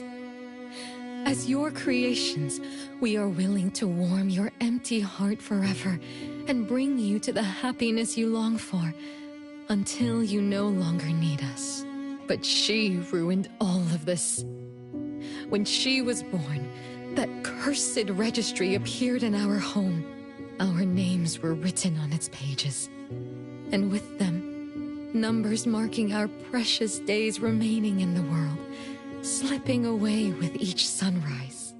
When Renee was born along with the curse, we realized the countdown began to tick steadily, and we knew all too well that our magic will fade away.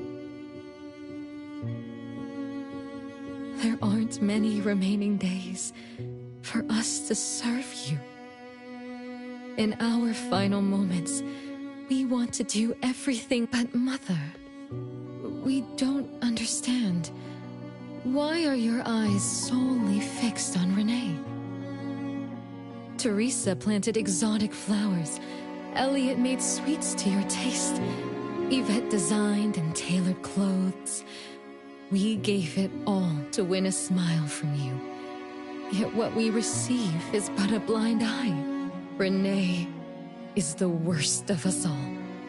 Always noisy, endlessly crying, habitually screaming, and forever demanding of your attention like any other selfish child. Is that how that child expresses affection? Or do you find love or joy in her tantrums? We don't understand, but we do know one thing. That selfish child never loved her older siblings, despite all the care we gave her. Does she even see herself as part of the family? Or perhaps, being as cursed as she is, her only purpose is to destroy. None of that matters. But your name also appeared on the registry. Does that not matter at all? The youngest daughter that you love most declared the end of your life because of our existence. The numbers on the registry representing your life are depleting.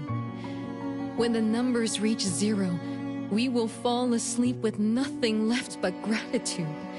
Fortunately, even when the numbers reach 0, you won't pass away. You were long banished from this world by that thing. You have never lived in the present. Even when the clock of fate dictated your end, as long as that thing offers you protection, You exist beyond yesterdays, todays, and countless tomorrows are all but the present to you. As you were forever frozen at that moment that thing took effect. Beyond that point, time no longer works on you. In the endless nightmares she brought upon us, this is the only thing we are thankful for. The malicious curse will never harm you. But even so, I won't forgive that child. Bella, managing family affairs has drained you. I'm tired too. Doesn't someone need to spend time with that child later? I understand. As you wish, Mother. As long as this makes you happy and fulfills your final wish, we'll maintain the facade of harmony. No. That can't be right. Did I curse my own family? Am I the bane of my family? Did I steal Mom's love away from the other siblings? Did I even take away their lives? Look at you, denying that you ruined everything. Exactly like before. It shouldn't be like this. You're right, sis. But why me? I love you all from the bottom of my heart. Do you all hate me? If that's true, why were you waiting under the tree to catch me? Love-hate relations in this family are more complicated than you can imagine. But no matter how much you doubt it, you can't deny that everyone here has done so much for you. Teresa prepared gardening tools and took you to plant Mother's favorite flowers to surprise her. But what did you do? You barely scooped some dirt before rushing to Mother for praise. When Mother saw the cuts on your hands from fooling around, she scolded Teresa for giving you hard work. You ran around Elliot each day, saying you desperately wanted to grow as tall as he was.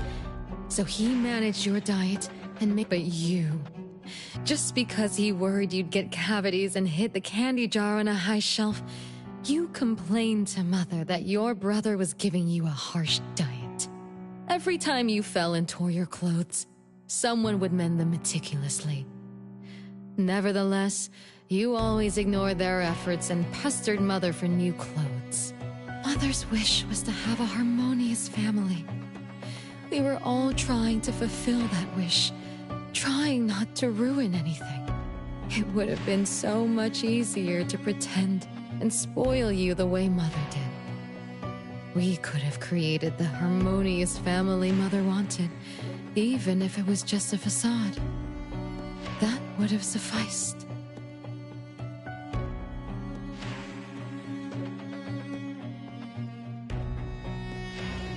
But we couldn't. Even after all your mistakes, we couldn't help but love you like real family. You were our most precious little girl. However, in the face of death, in the face of the curse you brought upon us, even the most sincere love wears out. From the moment you... The most unforgivable thing is... Mother, she who brought us into the world, was the one to pay the ultimate price.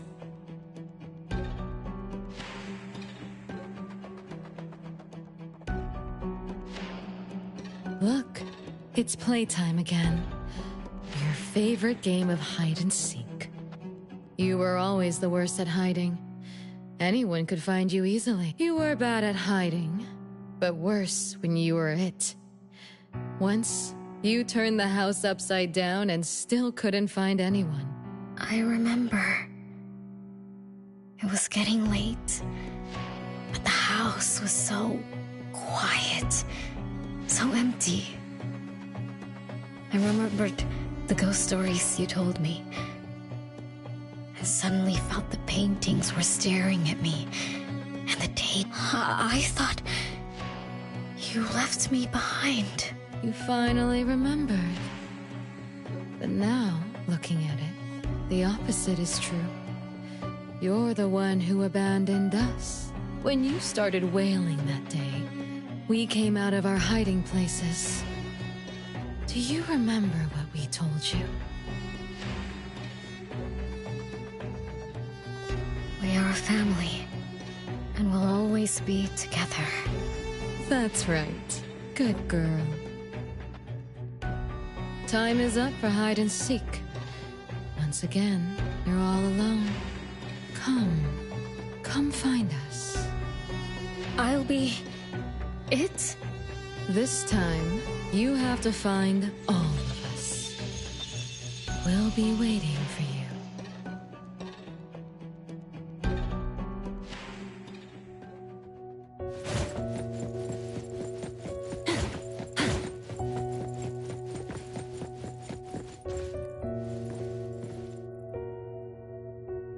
It's a gift from Mom to all of us.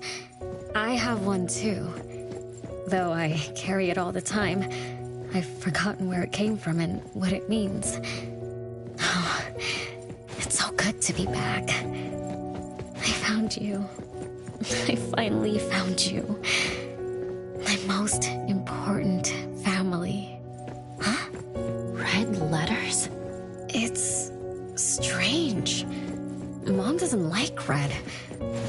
Why would something like this be on her clothes? I'm still bothered by those red letters. Aren't they the first letters of names? If they are names, they do match with the voices we heard earlier. But that bright red... it's like a warning. I don't think Mom did this. They truly loved me once. Which is why now they hate me so much. I understand. I'm sorry for making you go through so much in the past. I'm sorry I'm old. No one found me? Yay! I'm about to win! I already told you I'd win this time. No one will think Renee is hiding here. It's Renee's secret hideout. Who's that? Me? I thought we were it, so we can find my siblings. But why is my childhood self here? Back then, who was actually it? Was it Mom? Wait a second. Are we really seeing the past? I think so. I do remember something like that happened when I was a kid. But I only remember... Are you really sure this is the whole thing? At least, that really happened. Every small thing I remember confirms that they were... So those words... all those hurtful words... Is that right? Something doesn't add up. Please, follow me.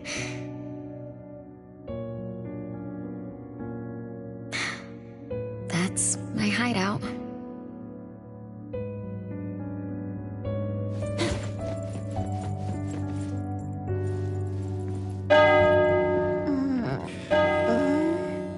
Oh, you found me.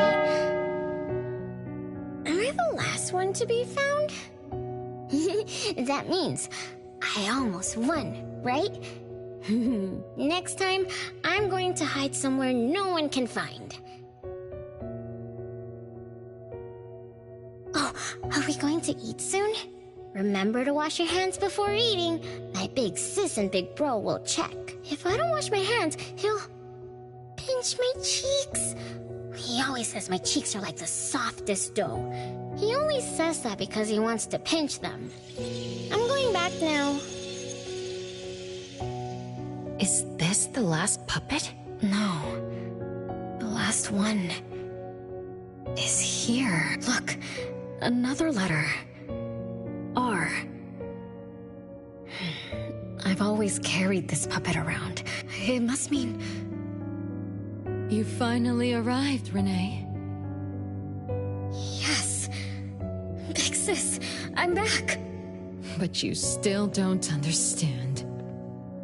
All you did was watch a replay of how our family met our demise.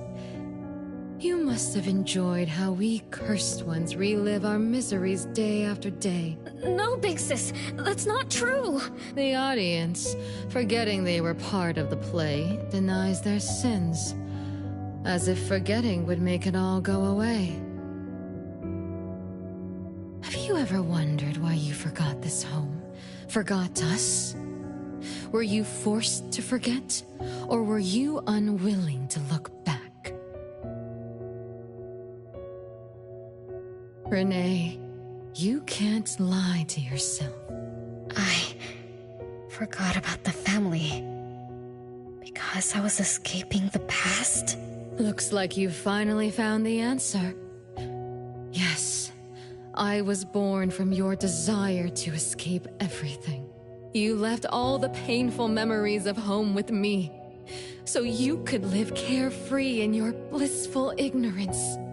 And I will forever call you back, trying to make you remember. You belong here. You belong to our family. So one day, you will knock on our door again.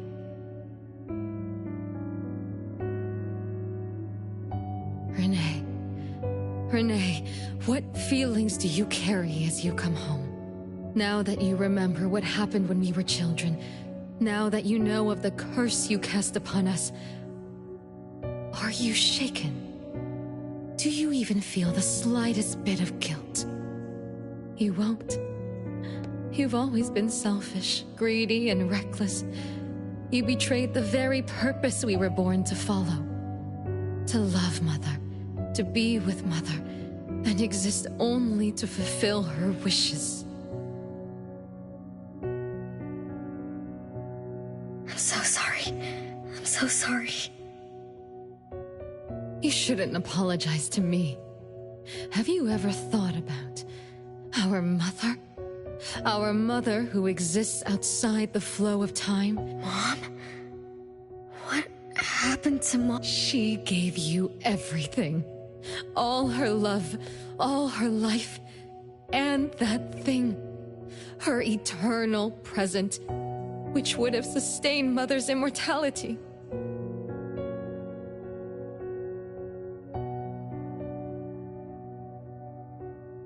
Wait a minute, Big Sis, don't leave! The clock still turns backward. Let's return to the past, to witness that final day of destiny, where you are forever frozen.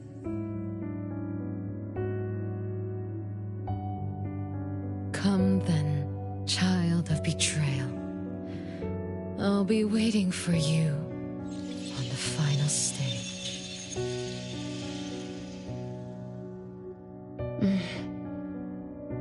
Yes. I lived in a daze. Left my family behind. Just to forget my own sins, and that sin. An unforgivable betrayal. I lived for so long, without purpose. Until today. Renee? Look. This is the message my siblings left behind. I'm not just the cursed child. I also betrayed this home. Betrayed everyone. Betrayed Mom.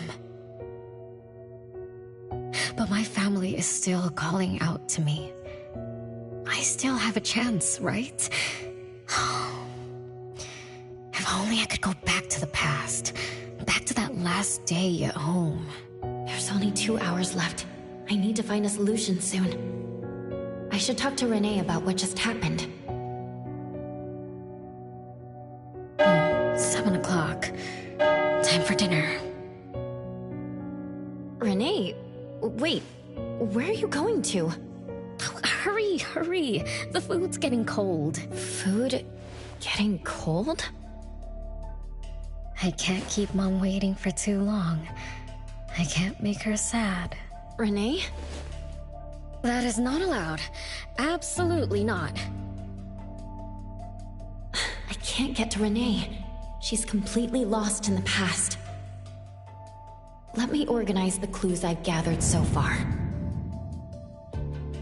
Could the curse in this family be the rule-based anomaly that attacks Renee every night? After all, Renee and her siblings likely aren't entities that abide by the laws of nature. It does make sense to be targeted for that reason. But if that's the case, why does the anomaly only appear when Renee wakes up? Shouldn't the anomaly that enforces the laws of nature have appeared with the first child? Can we really trust this, Bella? Something's not right. Also, why does the puppet Renee carries also have a red letter on it? Are these things caused by the anomalous realm? Or perhaps someone, an Esper, orchestrated all of this. Is that Bella really a shadow from the past? Anyway, I should catch up with Renee.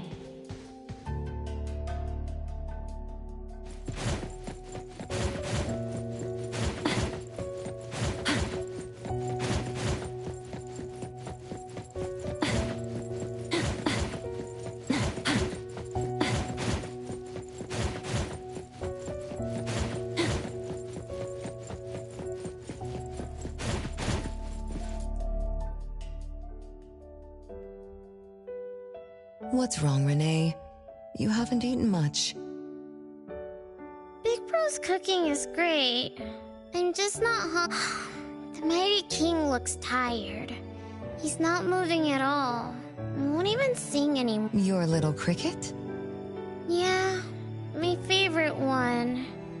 Did the Mighty King die? He was still wiggling his whiskers around confidently yesterday. Or maybe he's just in a bad mood. Like me. I don't know. In my garden, the cherry tree sprouts green buds, while my little Renee blooms with laughter.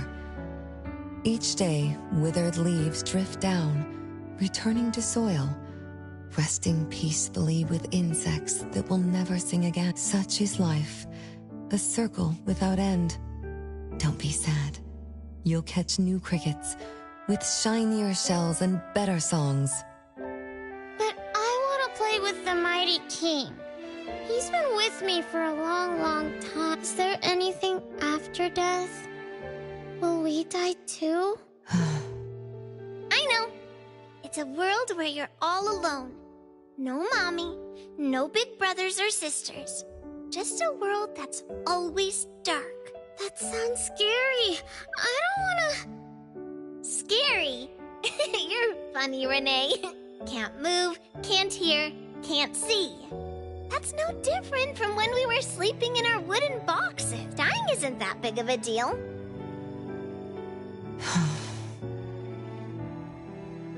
Being alive is much better. I want to be with Mom and everyone forever. Appraiser, you're here. Wasn't I immature back then? My time with my family was running out. Mom had to witness my siblings enter the final countdown. Yet she still had to answer questions like that.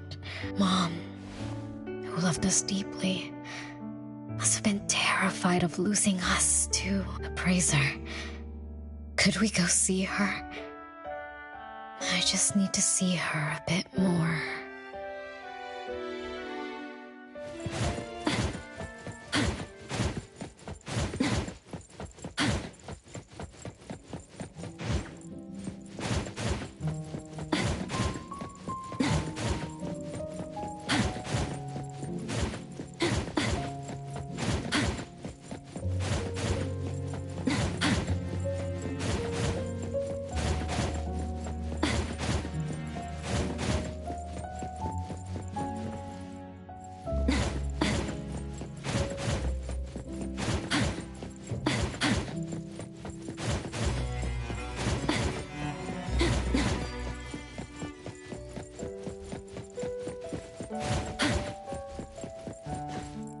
way past your bedtime, little troublemaker.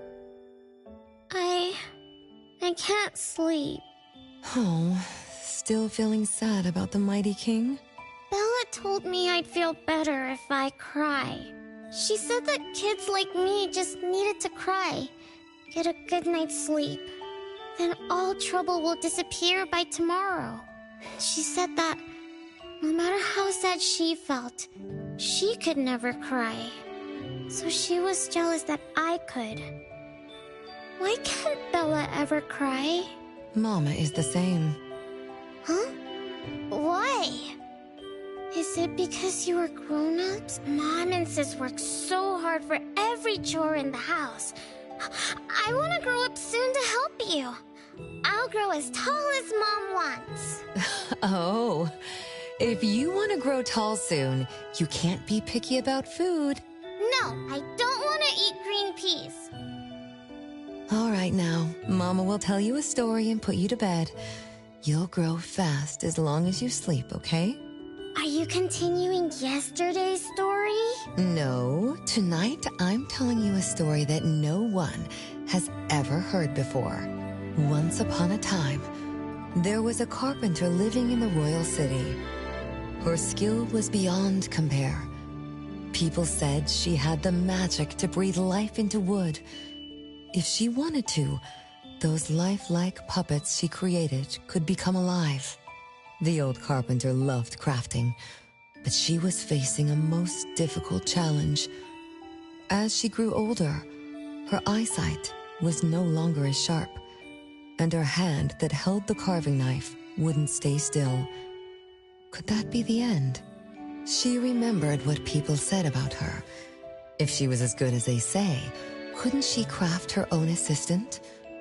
She made up her mind, then began to work. What should a perfect child, a real child, have? He should have the strongest body. The child was born. He was sturdy, yet nimble. And once his spring is sprung, he could run 2 laps in the royal city with no one able to keep up. Everyone congratulated the old carpenter, but she shook her head and said, "No, this isn't a real child." What should a perfect child, a real child, have? He should have the most beautiful face. The child was born. His beauty caught everyone's eyes. The king invited him to dance at the palace for foreign guests. Everyone congratulated the old carpenter, but she shook her head and said, "No, this isn't a real child."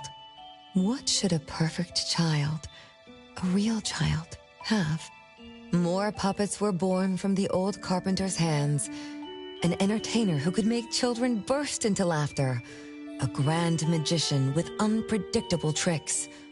But no, she shook her head and said, "No, these aren't real children." One night, the old carpenter sat at her workbench, designing the blueprints for her next child. All the puppets quietly stood by her. Suddenly she shivered. The window wasn't closed shut. The howling wind swept away all the warmth from the room. The old carpenter stood up to shut the window, then went to the fireplace for warmth. For a moment, she had an idea she didn't fully understand. Perhaps the dancing candlelight added some warmth to the puppets' faces. She realized that puppets get cold too. The old carpenter took off her scarf and picked up the blanket from her lap. She made sure all the puppets were snug and warm, then went back to her table. Her pencil swooshed around as she began sketching. Soon, a puppet took shape on the paper. She picked up her knife and began carving on the most ordinary piece of wood. Soon enough, a new puppet was sitting on her workbench. There was nothing special about it, but the old carpenter let out a satisfied sigh, as if she completed a masterpiece. She leaned down to kiss the puppet's forehead gently, just like an ordinary goodnight kiss from a mother. Then did the same to the other ones. After that, the old carpenter went to bed and slept peacefully. The next morning, she woke up with someone kissing her forehead. She opened her eyes to find a child, a real child, smiling at her. Whoa. Why did the last puppet turn into a real child? What magic did the old carpenter use? What do you think? I understand. A little. But also don't get it at all. Is that so? It's okay. Oh, it's getting late. Good kids should be sleeping now. Mom, I'm scared. I don't want to sleep alone. I'm worried that if I do, I won't see you and my siblings after I wake up. Isn't it better to be alive? You really are different from your siblings. Being alive is good. But what exactly makes it good? I can eat meals with my family, or play hide and seek, and listen to Mom's stories every night before I sleep. Mom, don't you think days like these are wonderful too? You're right. This is the best life being with you. The best times in Mama's life is when I spend time together with you, my family. No, it's not. When I grow up and can do so much more, that's when it'll be Mom's best time. By then, I'll be so tall that Mom will be surprised. I'll be able to reach whatever Mom needs to reach. Then I'm going to learn how to drive. I'll definitely be the first one in our family to drive. Once I learn, when I grow up, I also want to... Mom.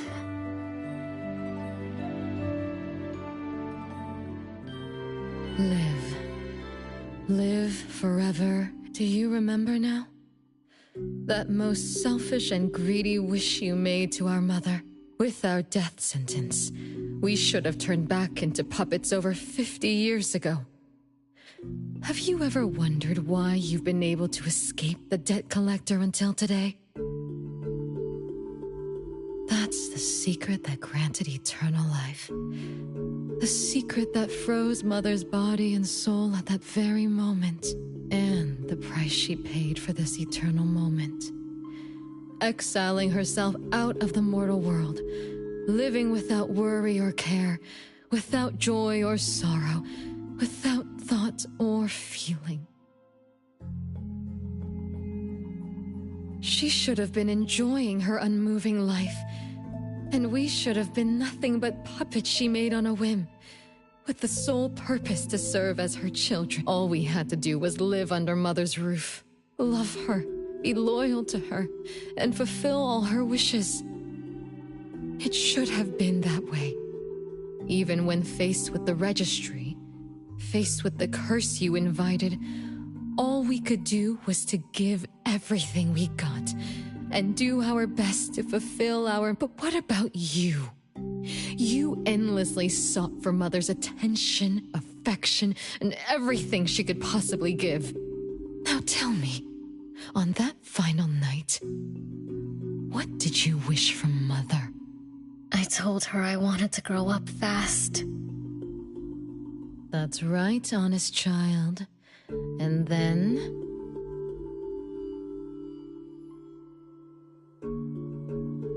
So, Mom gave it to me. Her eternal present. No, it shouldn't be like this. I didn't know. What have I done?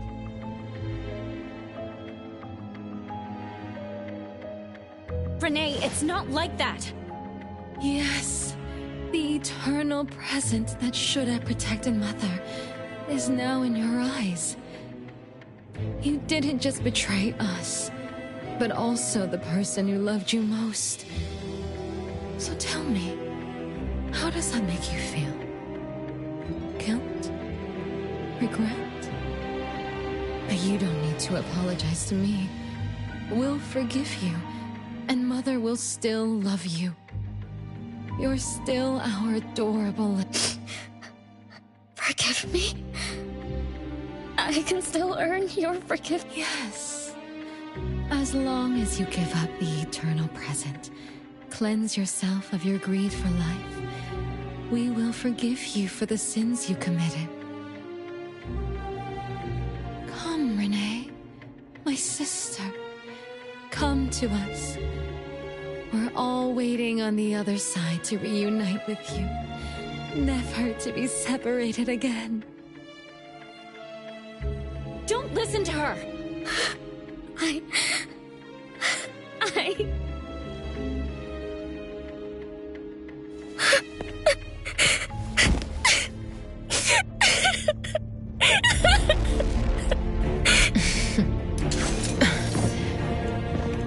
Who exactly are you?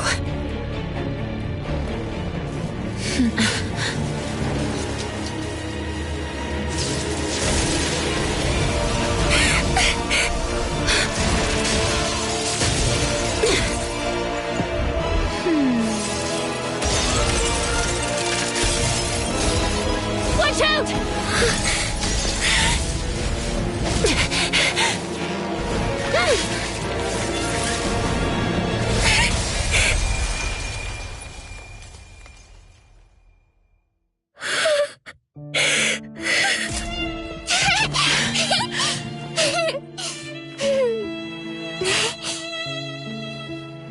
Remember to get to bed early and eat your veggies. My little petal needs to grow up healthy and happy. Don't forget Mama after you grow up, okay? What is life? Promise me you'll find the answer for me, okay?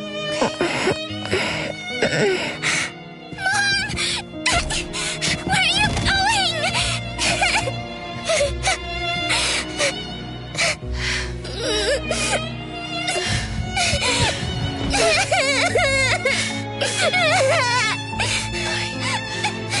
Don't need you.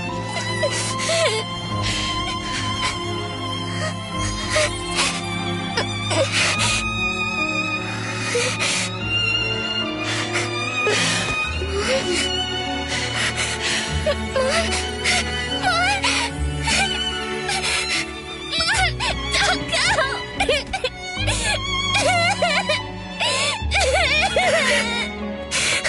It's all my fault. It's all because of me that Mom... No! I don't want this! See? Now I can live forever. I don't need you anymore!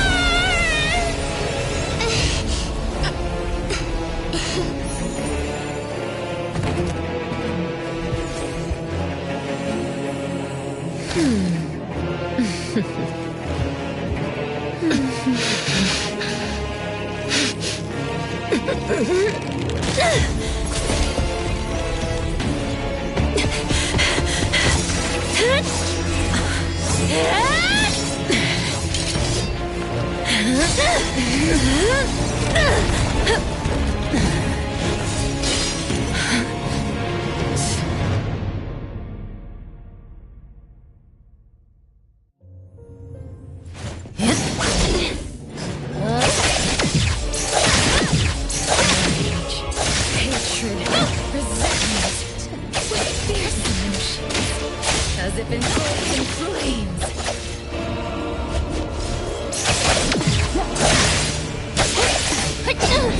My mistake. Not too difficult. Feeling good.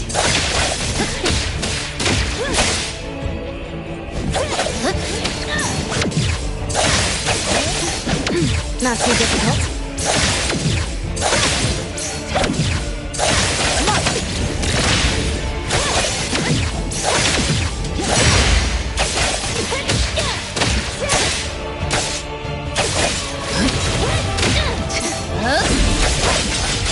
Be careful.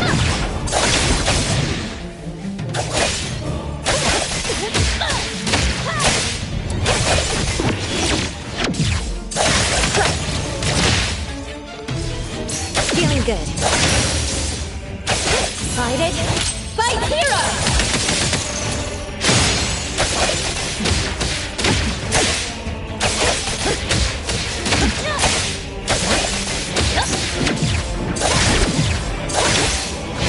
Not too difficult.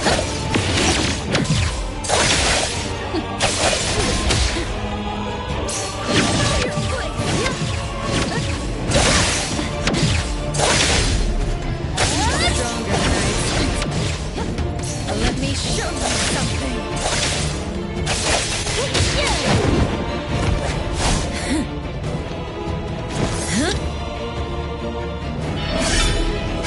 You're just a plaything in this illusory realm.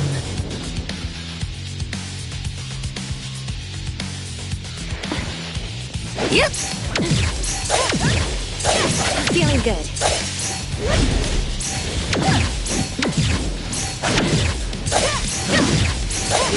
Entertain me with your stories. Once I'm born, I'll bury you in this scarlet lotus.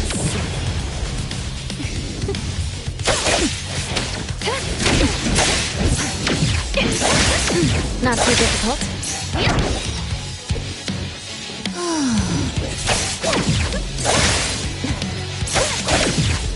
Feeling good.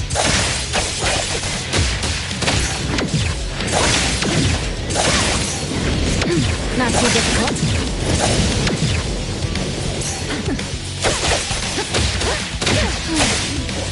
Feeling good.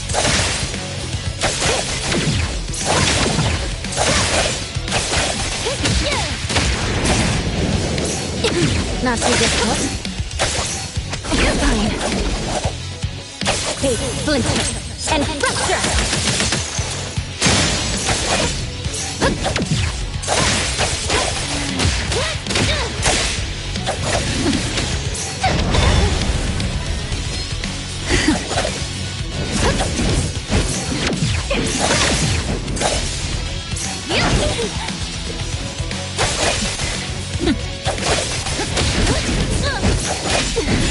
Watch the timing.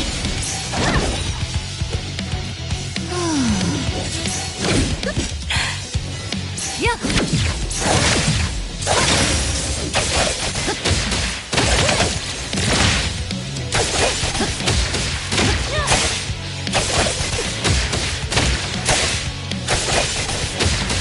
Let's finish this.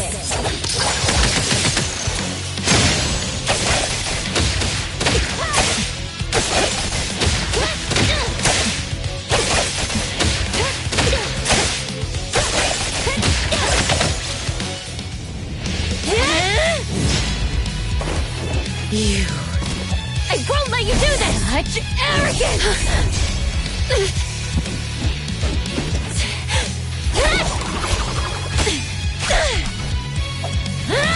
Is that it?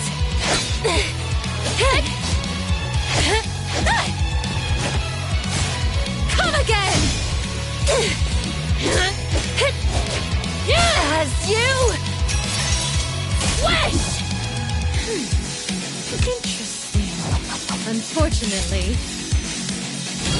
this is the end!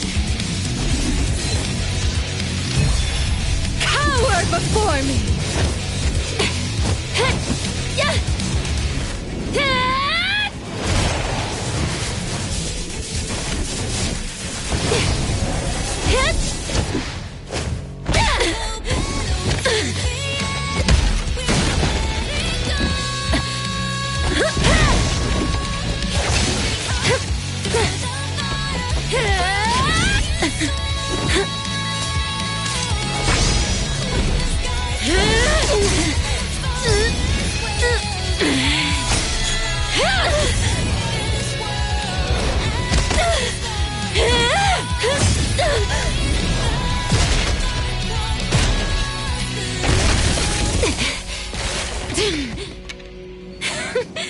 That look on your face. I like it!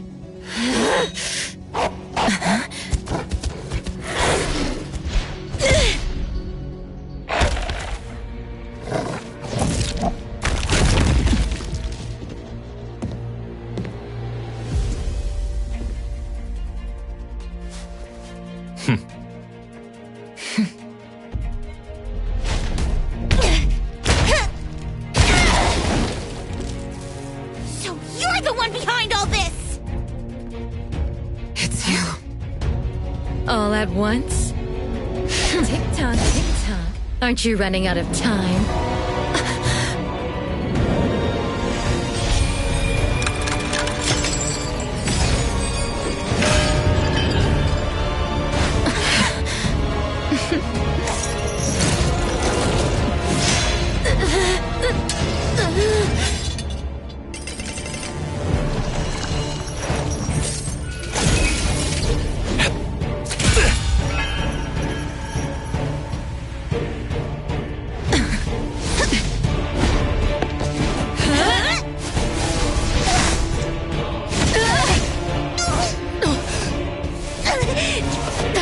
You're slower, Daffodil. Is this little cutie distracting you? I wonder when she dies, she'd be just as charming!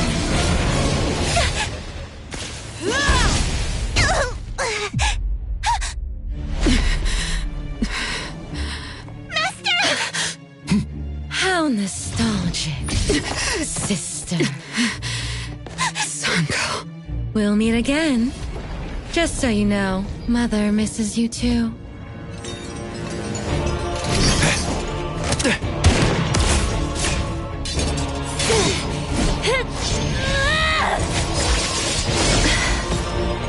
Daffodil! I'm fine.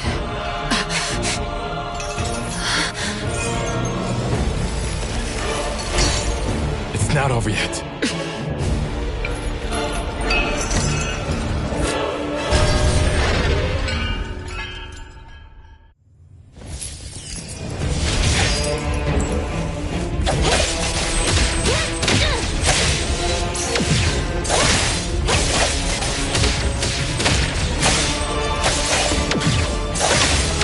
Not too difficult.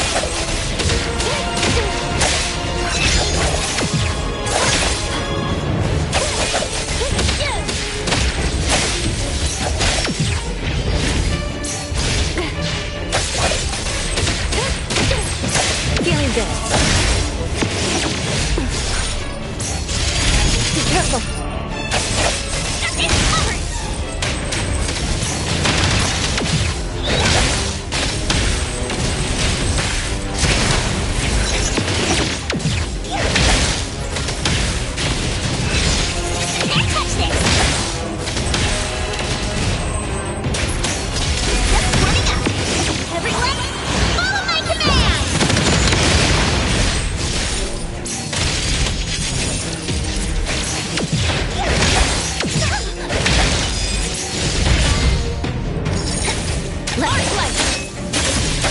Guided by Hero!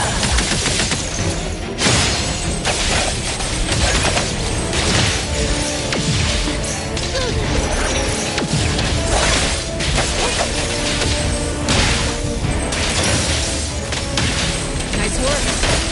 Nowhere to hide.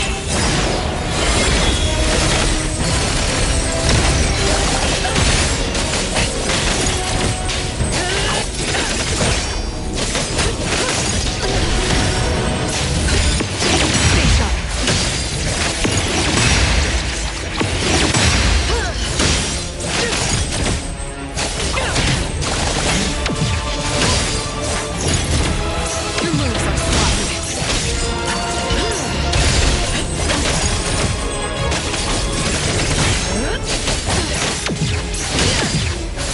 You don't know how to give up. I can tell you.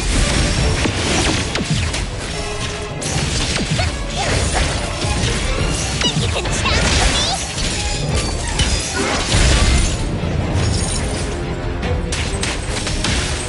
Thunderbolt, it's our turn!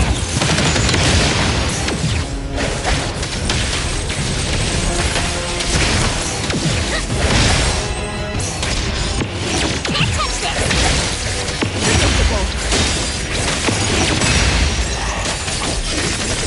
What you see is an illusion.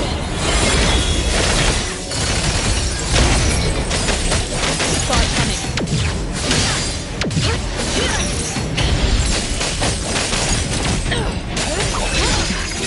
No problem.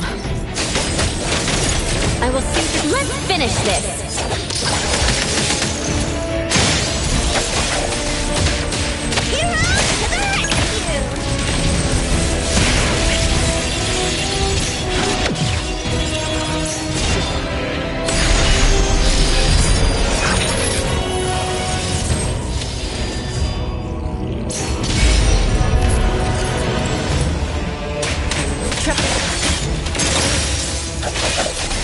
Leave it to me! I get to show you how. Everyone, follow my command!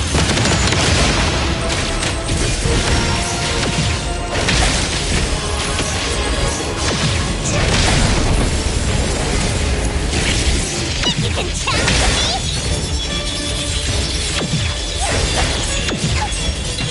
Can't touch this!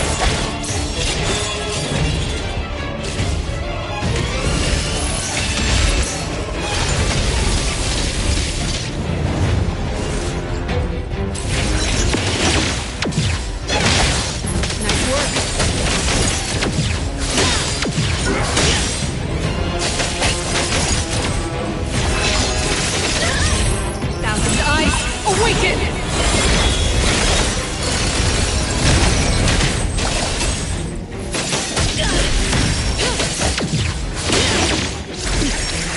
Just stay sharp.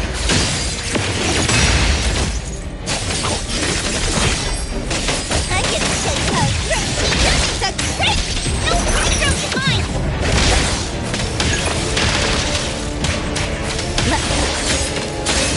Let's finish this!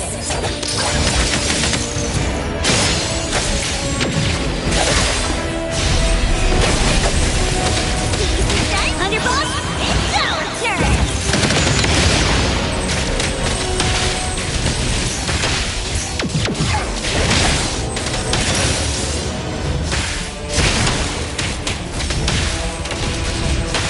Nice work. What you see is an illusion. Is everyone okay? I'm fine, but Daffodil, are you okay? Master got hurt the worst, and it's all because of me. I'm fine, really. It's good that you're okay. Renee's unharmed too.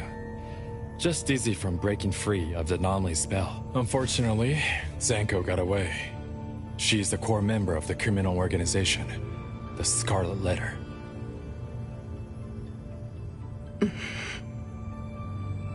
And a report for the puppetization case. That's gonna be a lot of paperwork. Thanks to everyone from A-Bone. The Bureau will continue to investigate into the aftermath of the issue between the debt collector and the Constantine family. Tomorrow morning, I want those who know anything about the Scarlet Letter at the Bureau. We need to have a proper chat. Daffodil? I shouldn't need to fetch you at A-Bone, right? I see. Says who? Master deserves some rest tomorrow. Natalie, appraiser. Let's go home.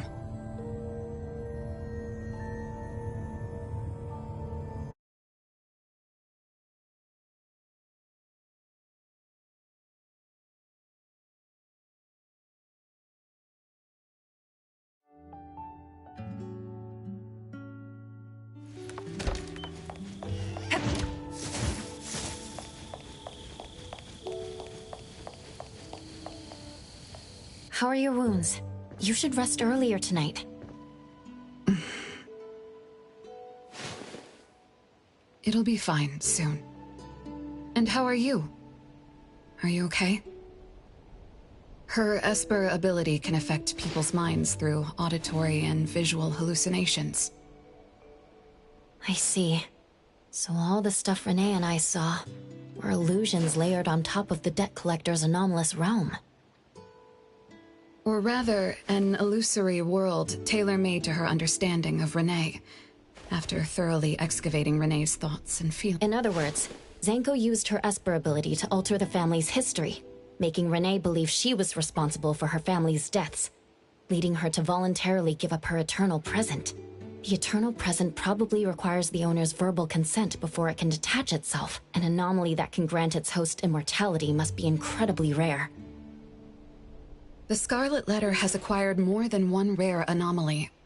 The incident at the Abisu auction was also their doing. With these reckless hits, it's like the Scarlet Letter is announcing their arrival at Hetero. This is just what their leader, Madame T, will do to demonstrate her superiority. Madame T. Is she the mother Zanko spoke of? When she said, "Mother misses you too," could it be... I should have killed her back then. So Zanko used Scarlet Letters to spell betrayer. She could be considered my adoptive mother. I don't deny that she gave me the first home I knew of. It's true. I was once a member of the Scarlet Letter. No wonder Chaos spoke like that.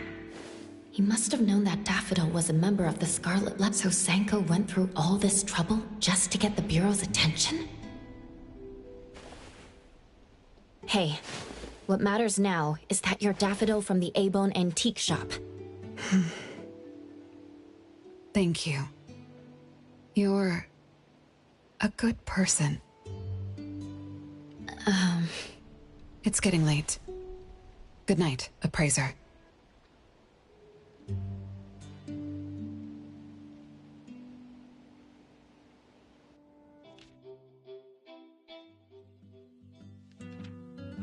Oh, Appraiser, have you seen Master? Daffodil isn't here? She's been gone this morning, and hasn't come back. Maybe she's assisting the Bureau.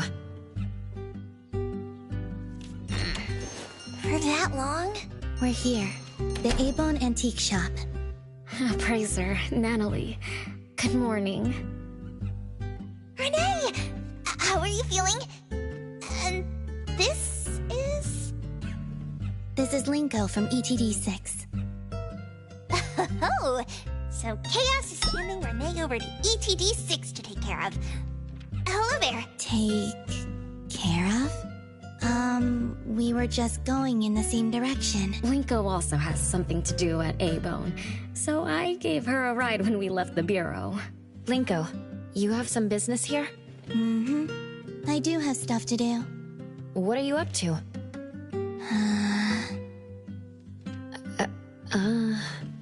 Business is already booming this early in the morning. How wonderful. What was I here for again? Tisk, tisk, you dummy! Don't tell me you forgot what you were supposed to deliver! Oh, right. The delivery. Thank you, Xiaojun. Whoa! What's this? I'm an evil spirit that can devour souls! If you dare disrespect... Xiaojun is my pet. Huh? I can control your body and eat wasabi if I want to, you know! Not hungry now. Linko, who are you looking for? I'm looking for... Found her. Another new face? Just joined ETD? Yes, the director told me to give you this. Oh my. I told them a simple bank transfer would be fine, but they went ahead and sent someone over. Fresh bills are always so nice to look at, though. I have delivered payment to the A-Bone Antique Shop. Assignment... Director Alphard told me that the BAC will cover my commission fees, so that's what she meant. But I still wanted to stop by and thank you in person. Thank you, Appraiser, Natalie, and... Daffodil's not here? Please send her my gratitude. Thanks to all of your help. I learned a lot in the past few days. I went through an amazing adventure. But we couldn't stop Zanko from taking the eternal present. Lady Dolores left that for you, right? Must be something important. Yes. Mom gave it to me. It's a precious treasure that protects me from the debt collector. It froze my life on the day the countdown ended. My time stopped flowing, and I was forever living. I was tossed outside the flow of time and taken away from this world. For me, the eternal present negated the meaning of time. I grab every little thing in life that becomes precious because in the end, I forgot what Mom and my siblings expected of me. I forgot why I was born and why I even exist. Was that really living? That was the secret, or rather, curse, of the eternal life Mom and I possessed. Mom was also affected. She found life dreadfully boring, so she hoped it might have been fortunate for me to lose the eternal present. But honestly, I gained so much. Most importantly, you helped me remember things from the past, and I finally found myself. I suppose I went through a rebirth, right? I'm so happy for you, Renee. What about the debt collector? Don't worry, I have a solution. Well, in addition, to make the most of this precious rebirth, I've decided to travel around the world. I'll probably leave Hetero for a very, very long time. So for each and every day, I wish you good morning, good afternoon, and good evening.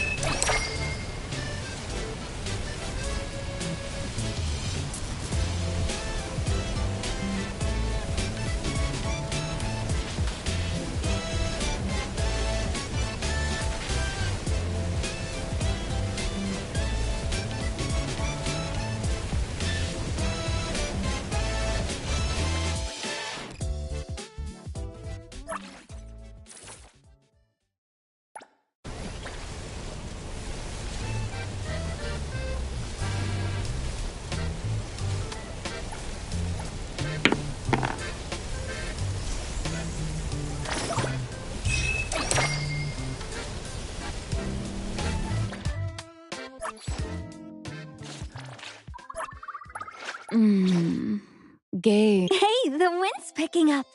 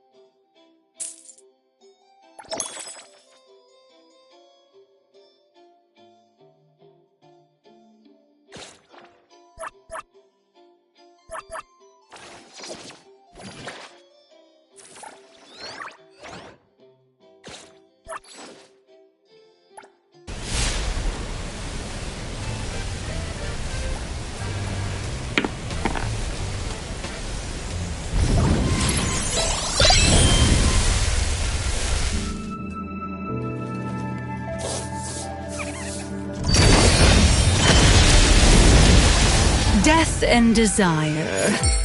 That is me.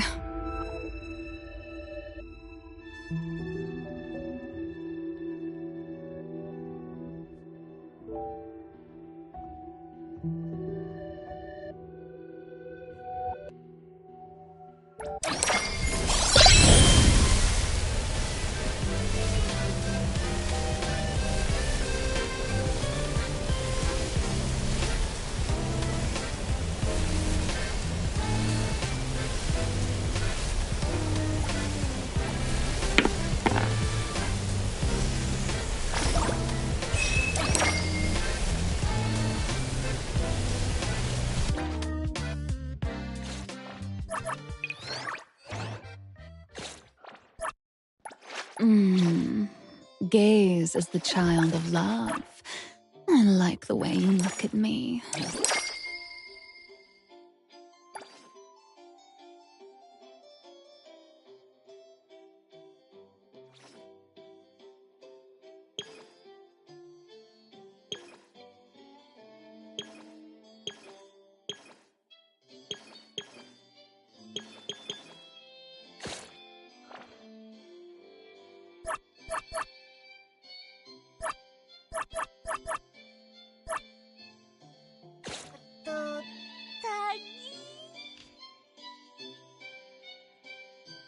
Taki to taki taki.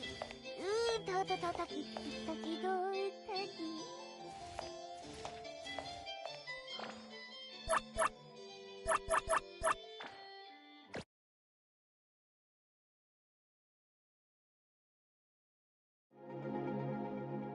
You